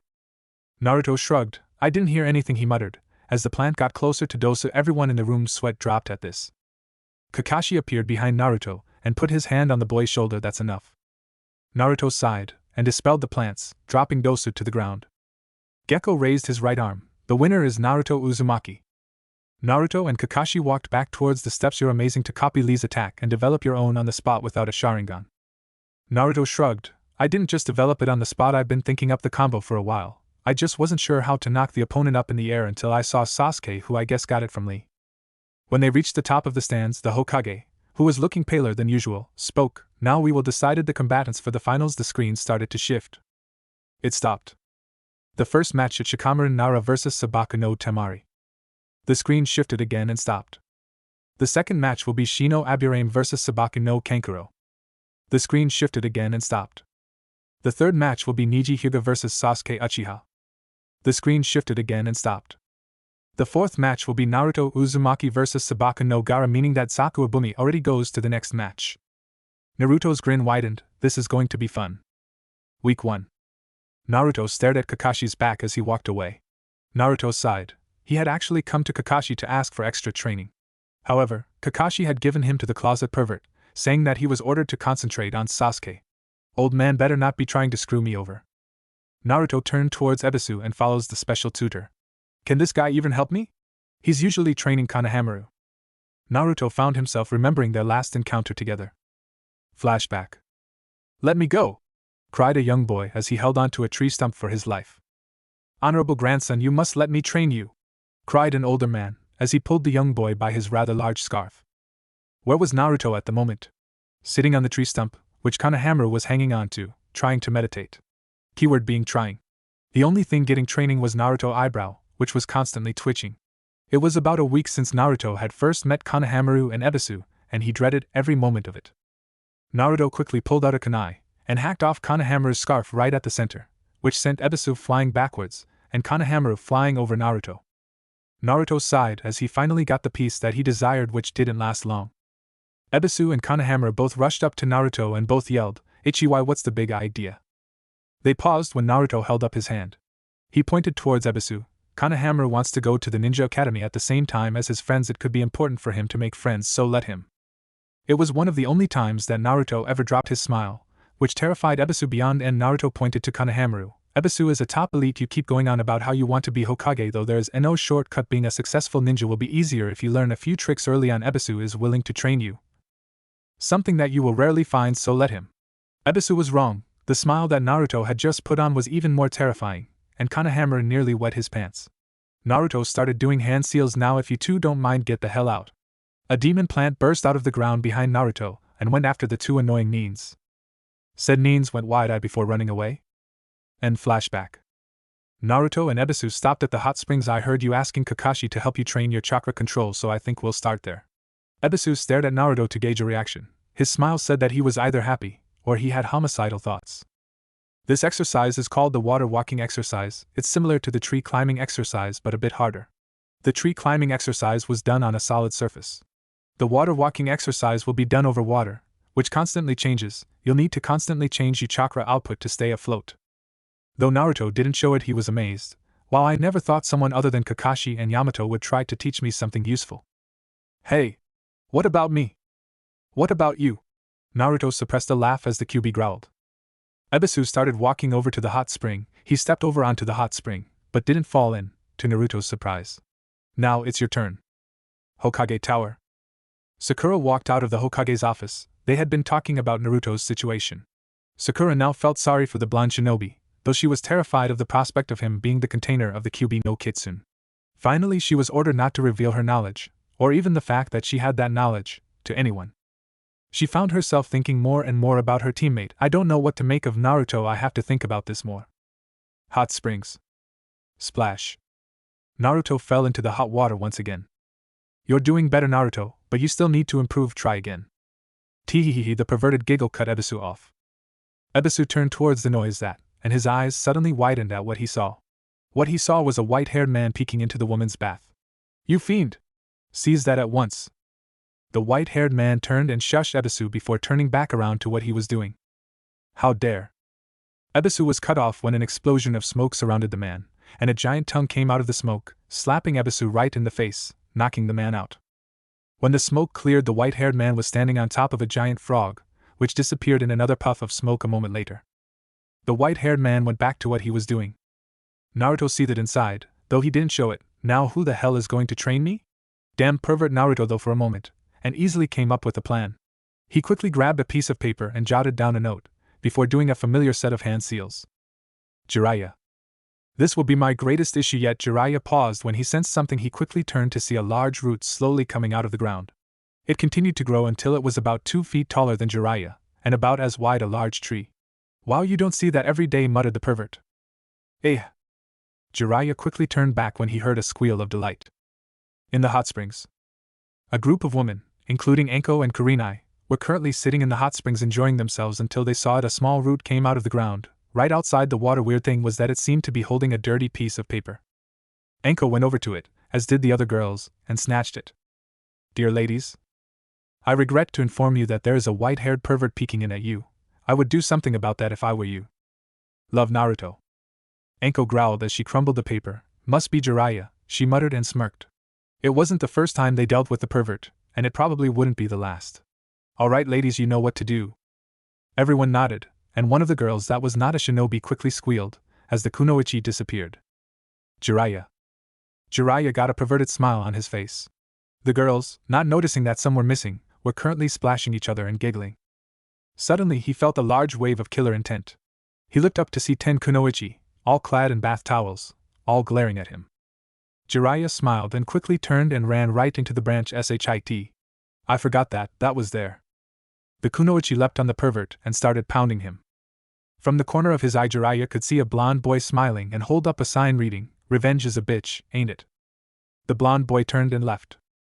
Darn him, OWWW, growled the pervert. Somewhere in the forest. Naruto was currently meditating in the forest, whilst trying to grow a full tree using his Mokuton. It was slowly growing. A sapling grew out of the ground, green with only 2 leaves on it. It started to slowly grow and widen. By the time it was Naruto's height, Whistlet was sitting, it was about as wide as a baseball bat, slowly turning brown. It quickly grew much larger, and started to grow more branches. By the time that it was about Kakashi's height. By the time it was twice Kakashi's height, it grew much more branches and many more leaves. It finally grew to the size of a full tree. The sight of it made Naruto smile, a real smile, for the first time in years. Suddenly a fireball hit the tree, burning it to ashes in seconds. Still Naruto didn't lose his smile. Now that was just plain vulgar. Jiraiya growled. He was standing right behind Naruto. "You, because of you." Naruto turned his head to face Jiraiya's bruised face. "Yes." Jiraiya gasped. "It's him." Flashback. "You can't be seriously considering doing this to your own son," cried Jiraiya. "Sensei, he's right, it's crazy," agreed a 16-year-old Kakashi. Rin nodded quickly. "I know it is, but I have no choice," muttered the fourth while looking for the baby carriage holding 2 beautiful blonde twins. He picked up the boy. "Jiraiya-sensei, do me a favor. When my children get old enough, please teach them the Rasengan, and also teach them the Hiraishi, Flying Thunder God. I really would have liked to teach them those moves myself, but that won't be happening." Erasure, muttered Sarutobi with tears in his eyes. Jiraiya turned away, but nodded. "What do we tell your wife?" Erasure shrugged, and giggled. "That's the best part. One won't be around to tell her. Good luck with that." The 4 Nins quickly glared at the fourth. End flashback. "I already taught his sister the Rasengan, now maybe it's time to teach Naruto the jutsu." Jiraiya smiled at the smiling boy. "Hey kid, I'll tell you what, I'll cut you some slack this time, and I'll even help you train." Jiraiya beamed. "No thanks." Naruto turned back towards. Jiraiya's eyes widened. "What?" Naruto shrugged. "I'm not interested." "Why the hell not?" "I doubt you could teach me anything useful. You don't look too strong." Jiraiya laughed. "You obviously don't know who I am." Jiraiya quickly bit his thumb and did the summoning hand seals. He got into a ridiculous pose. "I am." He opened his eyes to see that Naruto was walking away from him. "Hui." Naruto sighed. "First this guy screws up my tutor, now I have to deal with him." The pervert appeared right in front of Naruto. "Just look." Jiraiya handed Naruto a familiar orange book. "See, I'm the author of the famous Ika Ika series." Naruto sighed as he held the book. "I already know you're a pervert." Jiraiya laughed. "I'm not a pervert." He got into a ridiculous pose. "I'm a super pervert." He got out of the stance and stood in front of a tree. "Now watch this." Jiraiya turned towards a tree. He raised his hand and concentrated chakra to it, creating a whirling ball of chakra. "Rasengan!" Jiraiya slammed the ball into the tree, decimating it. He turned back to Naruto. "Now would you like to repeat what you said about me not being strong?" Jiraiya blinked. Naruto was gone. Naruto just exited the forest, luckily without running into that pervert again. Naruto sighed as he started making his way home. He turned his head to his hand and sneered. He was still holding the orange book. He shrugged. "I guess I'll give it to Kakashi later." Naruto felt something behind him and turned to see an annoyed Jiraiya. "You!" Naruto turned and left. "Hey, wait!" Naruto started running. Jiraiya took off after him. "Hey, wait!" Naruto quickly turned and hurled the orange book at the pervert. Jiraiya caught the book easily. "Hui. This is a very important book!" Jiraiya screamed, holding the book in his right hand, with his thumb between the pages holding it open. Naruto quickly ran again, doing the hand seals for a henge. He transformed into a 6-year-old brown-haired boy. He ran into the village and smiled, women all around. He quickly jumped onto an older woman. He buried his face in her stomach and started crying. The lady looked at the boy strangely, as did many of the other women surrounding them. "Little boy, what's wrong?" "A dirty old man is trying to read me an odd book about people touching each other while they are naked. He says he wants to do that stuff with me," the 6-year-old boy cried. The woman's eyes widened. And it was that moment that Jiraiya appeared. "There you are." The woman glared at the man. He was holding an Ika Ika Paradise book. "You!" The woman screamed as she pointed a finger at Jiraiya, and held a strong grip on Naruto. What? Jiraiya asked. You pedophile! She screamed. Jiraiya looked confused. Is Orochimaru around? He started looking around. That's the moment he sensed a large wave of killer intent. That's the first time he truly noticed his surroundings. He was surrounded by women, all glaring. What? Naruto grinned. I swear it has to be a maternal thing. Kyuubi grinned on the inside. Naruto chose this moment to escape. Wait, this is just a huge misunderstanding, Jiraiya laughed. Get him! Everyone jumped onto Jiraiya and started pounding him. Poor Jiraiya. Naruto. It was nighttime at Naruto's apartment. He had finally gotten home after a ramen frenzy. Naruto. Naruto turned to see the old man, who had a stern look on his face. Naruto beamed at the old man. Yo! How's it going? The third side, I heard you had an interesting time with a student of mine. Naruto shrugged. Nope, doesn't ring a bell. Sarutobi sighed again. Jiraiya. Oh. You mean Erosenin? Yeah, I saw him. Some woman got the weird idea that he was trying to rape me or something. Don't know how they got that idea in their heads. Sarutobi's sweat dropped. This isn't getting me anywhere. The old man reached into his robe. Here. Your copy of the contract.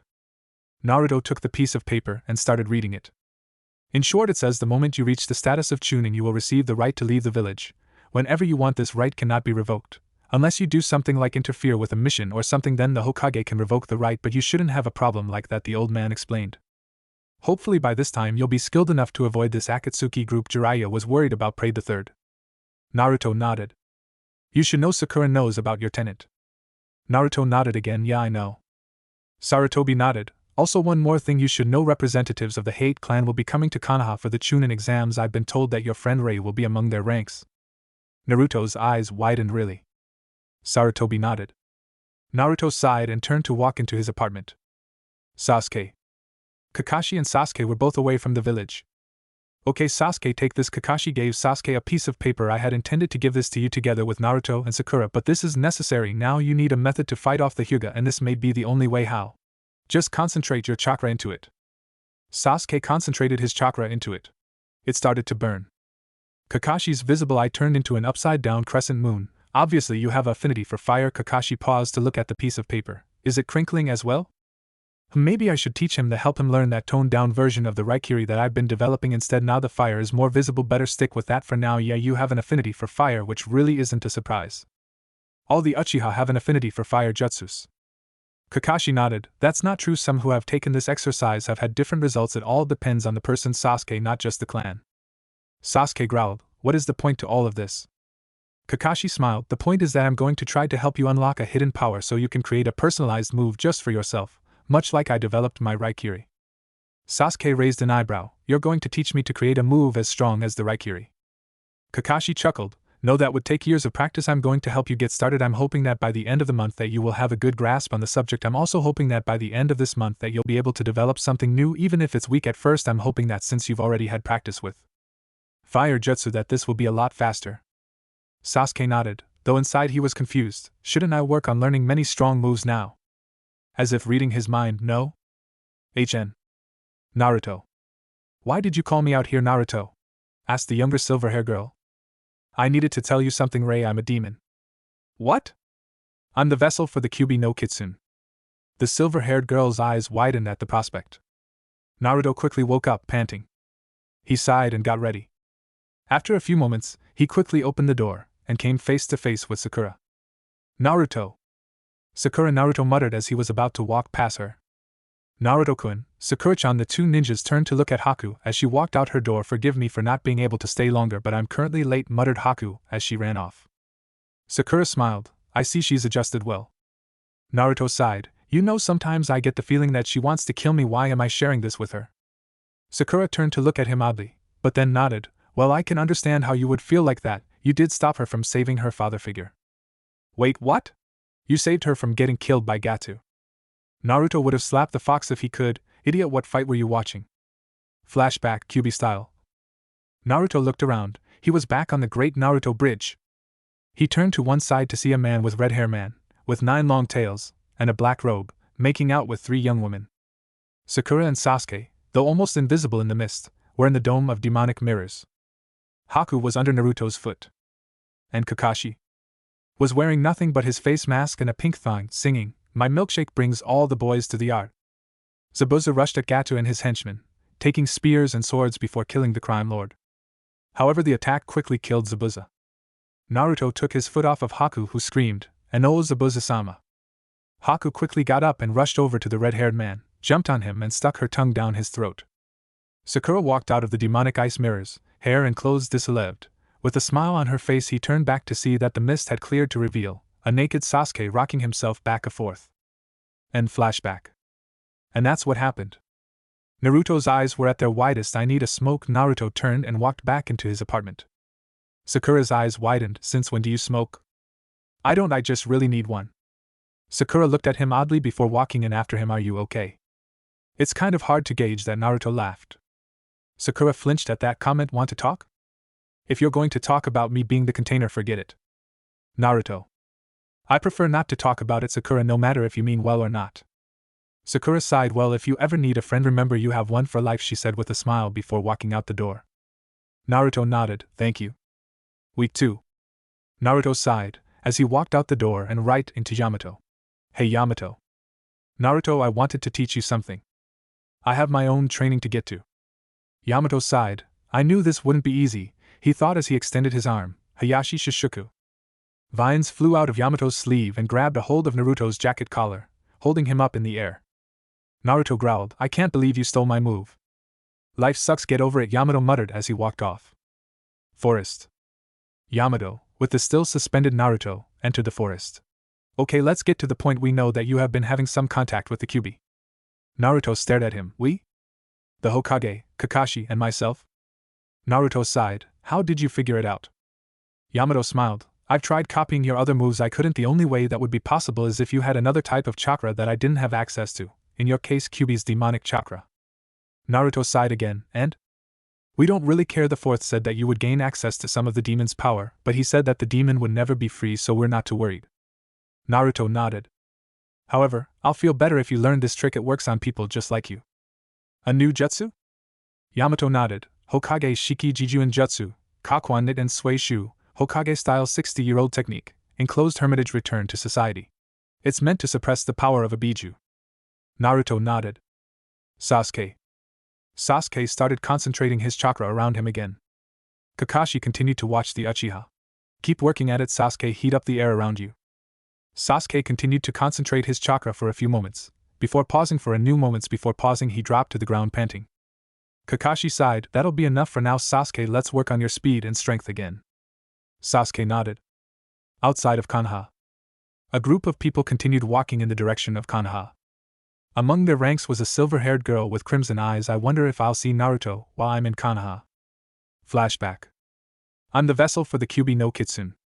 The silver-haired girl's eyes widened at the prospect. "Naruto-kun." But she stopped when suddenly Naruto was hit in the head with the side of a katana, knocking him out. "Ahab!"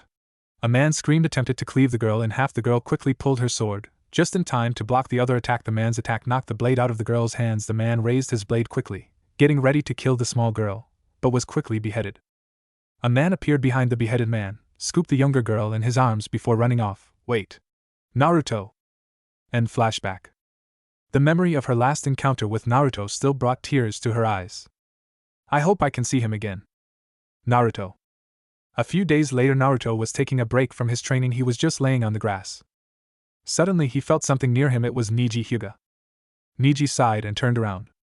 "You seem to have problems with Hinata, if I may ask why." She's part of the main house, Niji." "Is that all?"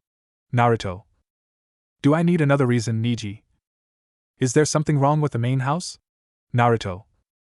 "They are enslaving the branch house, my house with the caged bird seal." Niji took off his Hittite. "This is my fate." "You should stop believing in fate, it's all BS really, Naruto."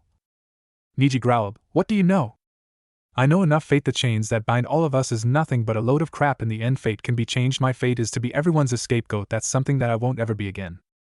My cousin, her fate is to be a loser, and just like her fate, she lost our match." Niji. "And what's my fate?" Naruto. "According to sources, you were the dead last of the academy. Your fate is to be a loser as well, Niji." "How do you rank me with Gara?" Naruto. Niji smirked. "Gara is definitely the stronger fighter. You should surrender before you end up like Lee or worse." Well then, when I defeat Gara, I expect you to understand the truth about fate, Naruto muttered before walking off. Sakura. Sakura continued to punch the log. I need to get stronger. Naruto and Sasuke-kun are so far ahead of me, I need to get stronger. Sakura turned to see Haku standing behind her. You've been at it for a while now, how about giving it a break? Sakura shook her head. I need to get stronger, Haku. Haku sighed. You should follow your strengths. You told me that you had great chakra control. You should work on some jutsu. Sakura sighed. I don't know any ninjutsu and Kakashi isn't around to train me. Haku smiled. Then how about I teach you some water jutsu? Sakura looked at her with a stunned expression. And since Sasuke and Naruto seem to get hurt often, maybe I can teach you a few things about herbs. Sakura smiled hopefully. Would you really do that for me? Haku laughed and nodded her head. Naruto. A few days later, Naruto was walking down the street of Konoha. Naruto was about to reach the bridge, where Team 7 usually met. That's when he saw her, and she saw him. Naruto walked up to Rei. Hey. Rei smiled at the boy. Hi. Long time no see. It has been. Naruto continued to look at the young woman before him, staring at her silver hair and red eyes, ignoring the square rock that was behind him, the one that exploded. Naruto's eyebrow twitched. Konohamaru. 3 kids appeared from the smoke and looked at the teenagers. The kids' sweat dropped and ran off. Wow, what a mood killer. Shut up. Naruto walked off, motioning for Rei to follow. In the forest. Naruto sighed as he leaned against the tree. So how have you been?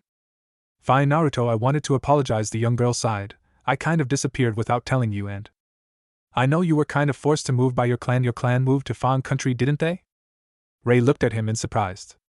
The third told me after I tried to. Naruto's eyes widened. He was about to say when he tried to kill himself when I tried to run away to come and find you. Rei laughed. I don't believe you wouldn't. Nope, not nearly that optimistic. Naruto pushed himself off the tree that he was leaning on. Here, Naruto unclipped the Rei's sword from his belt and handed it to her. I've been holding it for you. I found it after the incident a few years ago.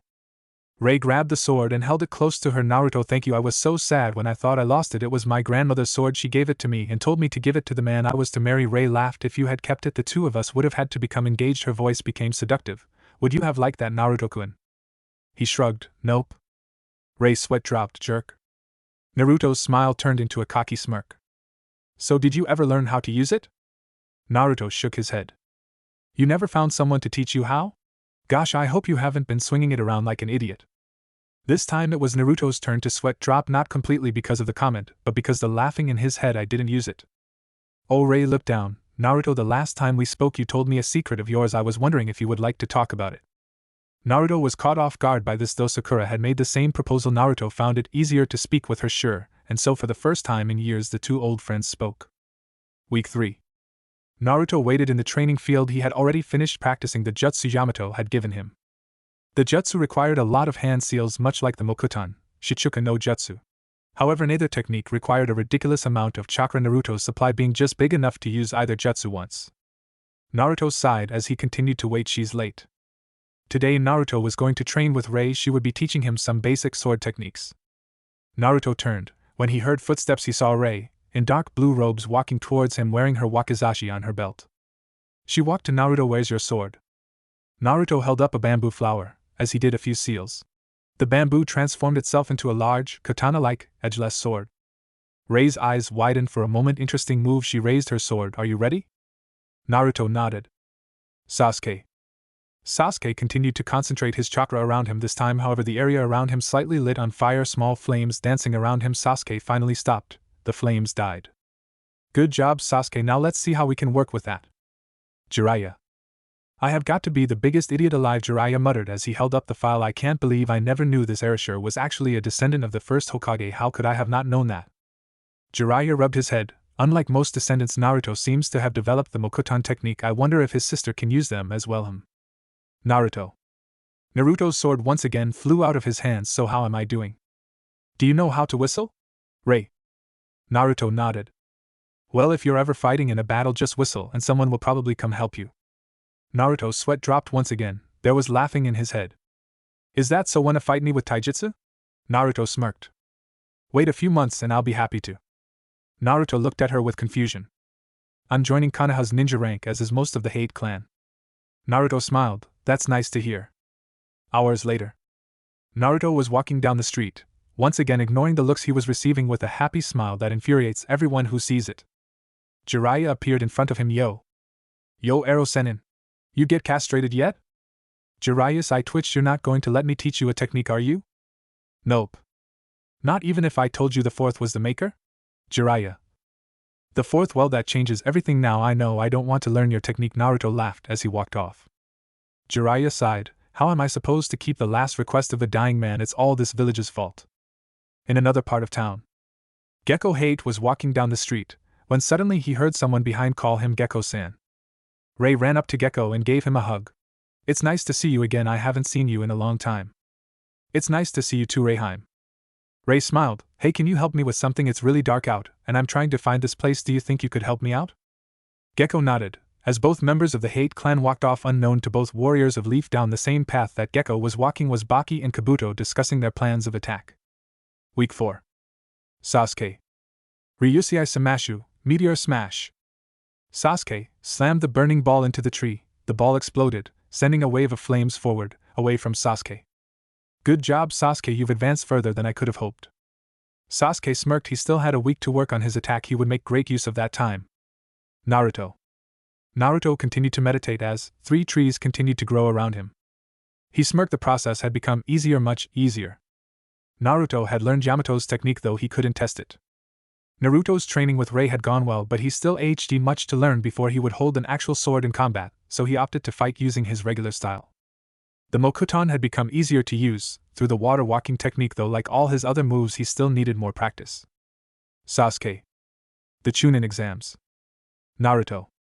Are going to be fun. Naruto sighed, lazy bastard.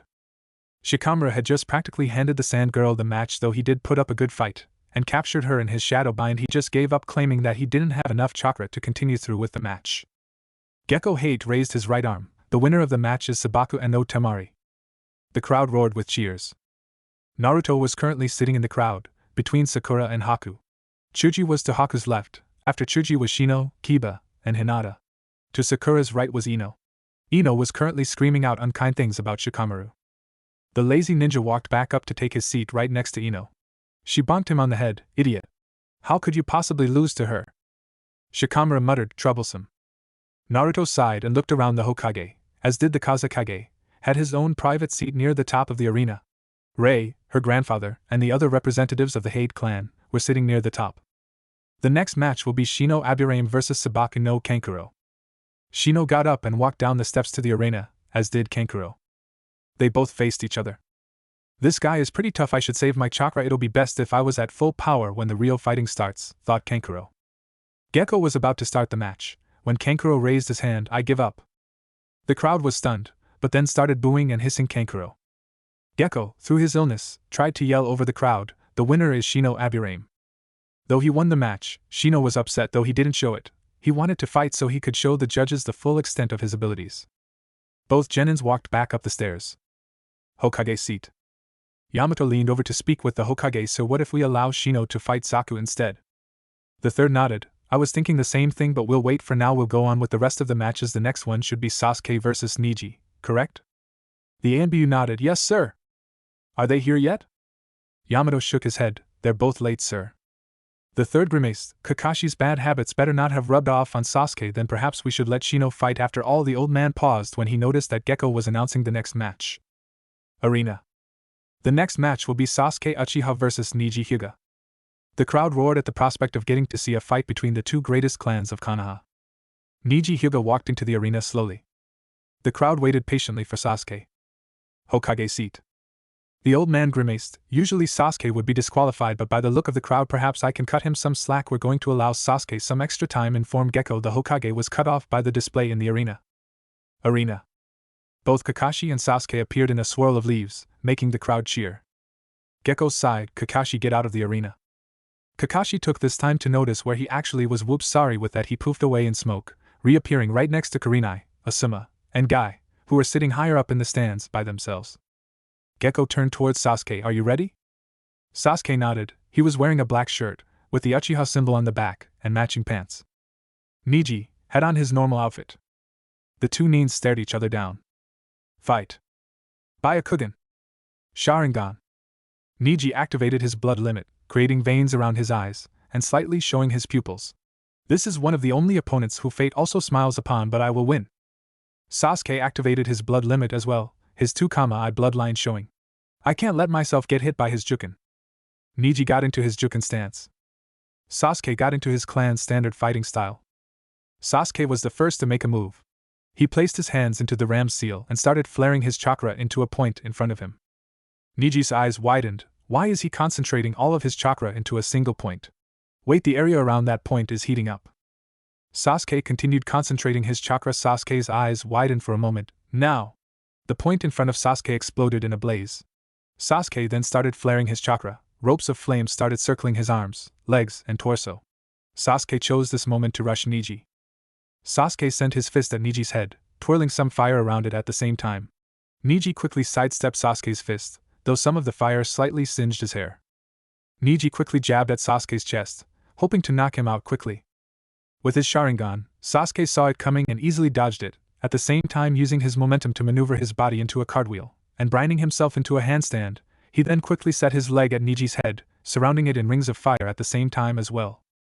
He's just going to keep this up. I'm going to have to risk taking the hit, Neji thought. Sasuke's leg connected with Neji's arm, sending flames at Neji. Luckily for the Hyuga, his arm blocked most of Sasuke's flames away from his face. Neji quickly recovered, and sent a barrage of Jukin strikes straight at Sasuke's leg. He managed to close many of Sasuke's Tenketsu points before the Uchiha was able to get away. Sasuke limped on his left leg, his right leg being mostly sealed. Sasuke growled as his fire died down. Damn it, I knew I shouldn't have tried fighting him with that style, thought the Uchiha, as he quickly pulled out some kunai. Neji, who had a few mild burns, quickly launched himself at the Uchiha. Before Sasuke could move, Neji quickly started jabbing him with Jukin. Sasuke didn't even have a chance to move. A moment later though, Neji growled and stopped attacking Sasuke, as the Uchiha transformed into a log. Neji quickly saw Sasuke behind him. Sasuke hurled kunai at the Hyuga. Neji smirked and started to spin. Hakusho Kaiten, 8 trigram palms heavenly spin. He screamed as chakra appeared all around, spinning in the shield that labeled it as the heavenly spin. Neji grinned at the Uchiha as he came out of his spin. It doesn't matter what you do against me, you'll never get past my ultimate defense. Sasuke sneered on the outside, but on the inside his mind was going a mile a minute. The Kaiten spun in a clockwise motion. I wonder it's worth a try. But it won't work with just any fire jutsu. I don't have enough control, I'll have to use that jutsu. Sasuke quickly grabbed a set of shuriken and hurled them at the Hyuga. Afterwards he quickly started doing some hand seals, and at the same time he started getting feeling back in his leg. Neji quickly spun into another Kaiten to avoid getting hit by Sasuke's shuriken. When he came out of the spin, his eyes widened. After completing the chain of seals, Sasuke grabbed his right wrist with his left hand. He started gathering chakra into his right hand. The chakra burst into flames as his hand was completely consumed by his own fire, but it didn't seem to pain him at all. Slowly the fire started to condense. After a few moments the flames had compressed into a small glowing red orb, heat and flames coming from the orb. Sasuke pointed the orb at Neji and started running as quickly as possible at the Hyuga, silently thanking Kakashi for helping him train his speed. Neji quickly started to spin, his chakra flared. Hakusho Kaiten. Sasuke reached Neji, or actually Neji's chakra shield, and hurled his glowing orb into it. Ryusei Samashu, Meteor Smash. The orb and the Kaiten connected. The orb exploded, sending flames, not straight forward, but along the same course that the Kaiten was following. The flames mixed with the Kaiten, creating a shield, not out of chakra, but out of pure fire. Inside the shield, Neji was not faring well at all. It's too hot. His eyes widened as he suddenly found himself lacking oxygen. I can't breathe. Sasuke growled as he stared at the flaming heavenly shield. Maybe that wasn't. Boom. His thoughts suddenly paused when the Kaiten exploded, sending waves of flames and chakra outwards, knocking the Uchiha back several yards. He landed with a thud, unconscious. Neji appeared, standing for a moment, but quickly fell to the ground as well, unconscious. Medic Nins rushed out to the two fighters. Gecko raised his hand. The round is a double knockout. Even though the match ended in a tie, the crowd cheered for the two young men. Kakashi. Kakashi groaned, ignoring guys ranting about youthfulness. Sasuke's Ryusei Samashu, it's made by completely mixing Sasuke's chakra, and chakra created flames. Because of that it was able to mix with the chakra from Neji's Kaiten very easily. The result was the oven that Neji was placed in. And of course fire burns oxygen, which will explain how Neji fell so quickly. However, because Sasuke's and Neji's chakra mixed in such an unstable manner, it reacted in that chain reaction. The result was the explosion that Sasuke was caught, and luckily for Neji, since he was spinning his chakra outward, the explosion flew outward, leaving him safe. Kakashi sighed. In the end it was a double-edged sword caused by two ninjas, with two high-level jutsu. Medical room. Sasuke. Sakura and Ino burst into the medical room with a cry of, Sasuke Kyuubi. The medical nin shushed them both and pointed them both to a bed. A medic nin was looking over Sasuke. I can't understand why, but these wounds aren't too bad. Some medical ointment, and you should be fully healed in a few days, though they shouldn't really give you any real problems, analyzed the medic as she finished applying the ointment to Sasuke's burns, earning her a glare from both Sakura and Ino. After she finished, she reached into her pocket and pulled out a soldier pill. Normally I would say you would regain your strength in about 2 days, but why don't you swallow this? You won't get it all back, but you should probably regain a decent portion of it. Sasuke nodded and swallowed it. The medic nin left and Sakura and Ino came closer. Medic room, Niji. Take this soldier pill. You won't regain all of your strength, but you should get a decent portion of it back, said the nurse after she finished applying ointment to Niji's burns. Niji nodded, thank you. The nurse walked right past the door, just as another girl walked in. Niji stared at the girl, Tenten. Tenten smiled sadly at the Hyuga. Are you alright, Niji? Tenten paused the second the door opened again. At the door was none other than Hayashi Hyuga. Hayashi looked at the boy sternly, whilst holding a letter in his right hand. Niji, I think it's about time I give you a long overdue explanation, muttered Hayashi. The older Hyuga looked at both Tenten and the nurse. Please give the two of us some time alone. The girls nodded and left. Medical room, Sasuke. Kakashi walked into the medical room. Yo! The 3 occupants looked at the copy ninja, but it was Sakura that spoke her mind. Sensei? What are you doing here? What about Naruto? Isn't he fighting yet? Kakashi looked at Sakura. I'm here checking up on Sasuke. Naruto isn't fighting yet. They decided, since there was an extra fighter, to let Sokka fight Shino, since Shino's last opponent apparently gave up or something like that. Sakura nodded. Yeah, I can't understand why, though. That Kankuro guy was really good in the preliminaries. I can't imagine why he would decide to just quit like that. Kakashi sighed. Just remember, look underneath, he said as he walked out of the room. Ino raised an eyebrow. What's that supposed to mean? Sakura shrugged. Kakashi-sensei always speaks in riddles. Sasuke didn't like the way Kakashi sounded. Naruto. Sakura and Ino sat back down in their seats. They looked down to see that Zaku was unconscious, and Gekko had his arm raised. The winner is Shino Aburame. Sakura smiled. Shino won, I see.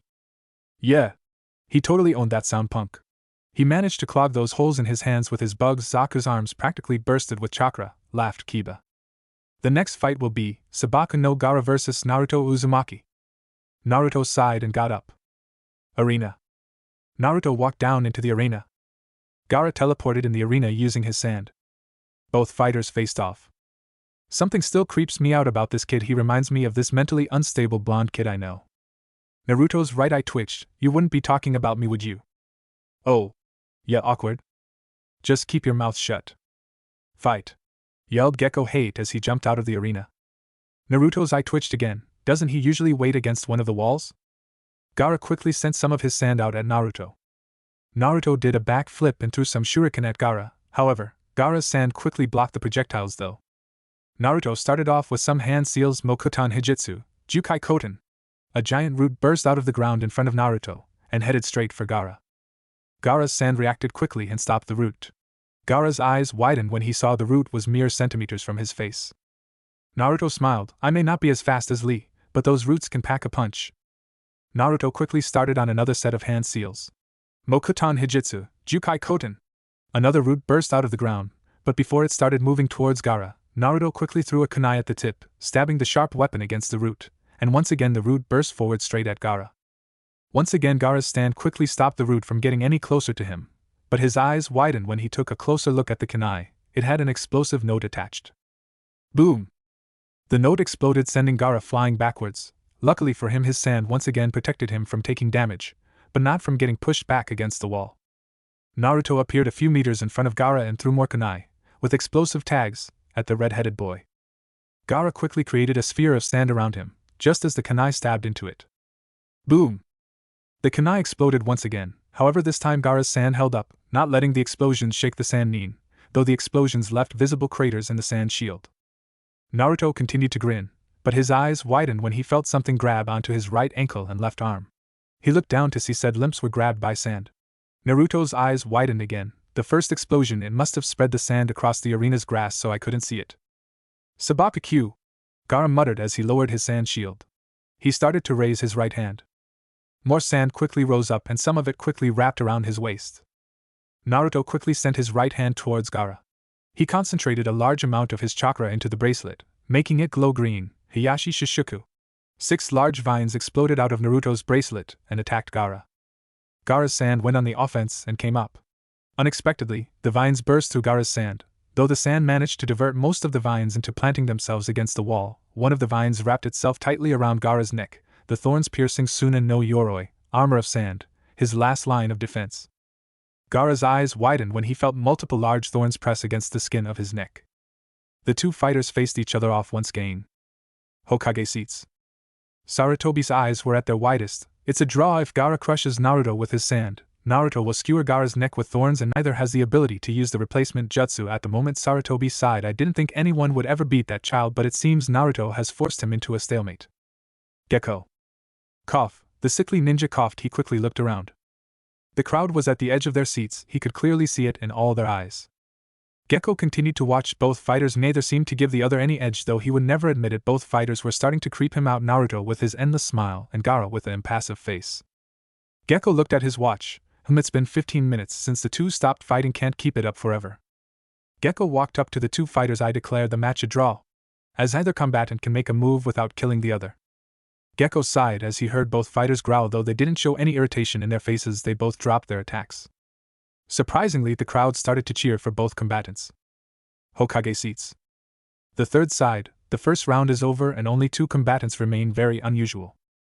That's when the third felt the kunai press against his neck. He turned to see the Kazekage behind him. He sneered. So it starts, he muttered, glad that he had sent Yamato and his other ANBU away earlier. The Kazekage pulled the third backwards into the darkness.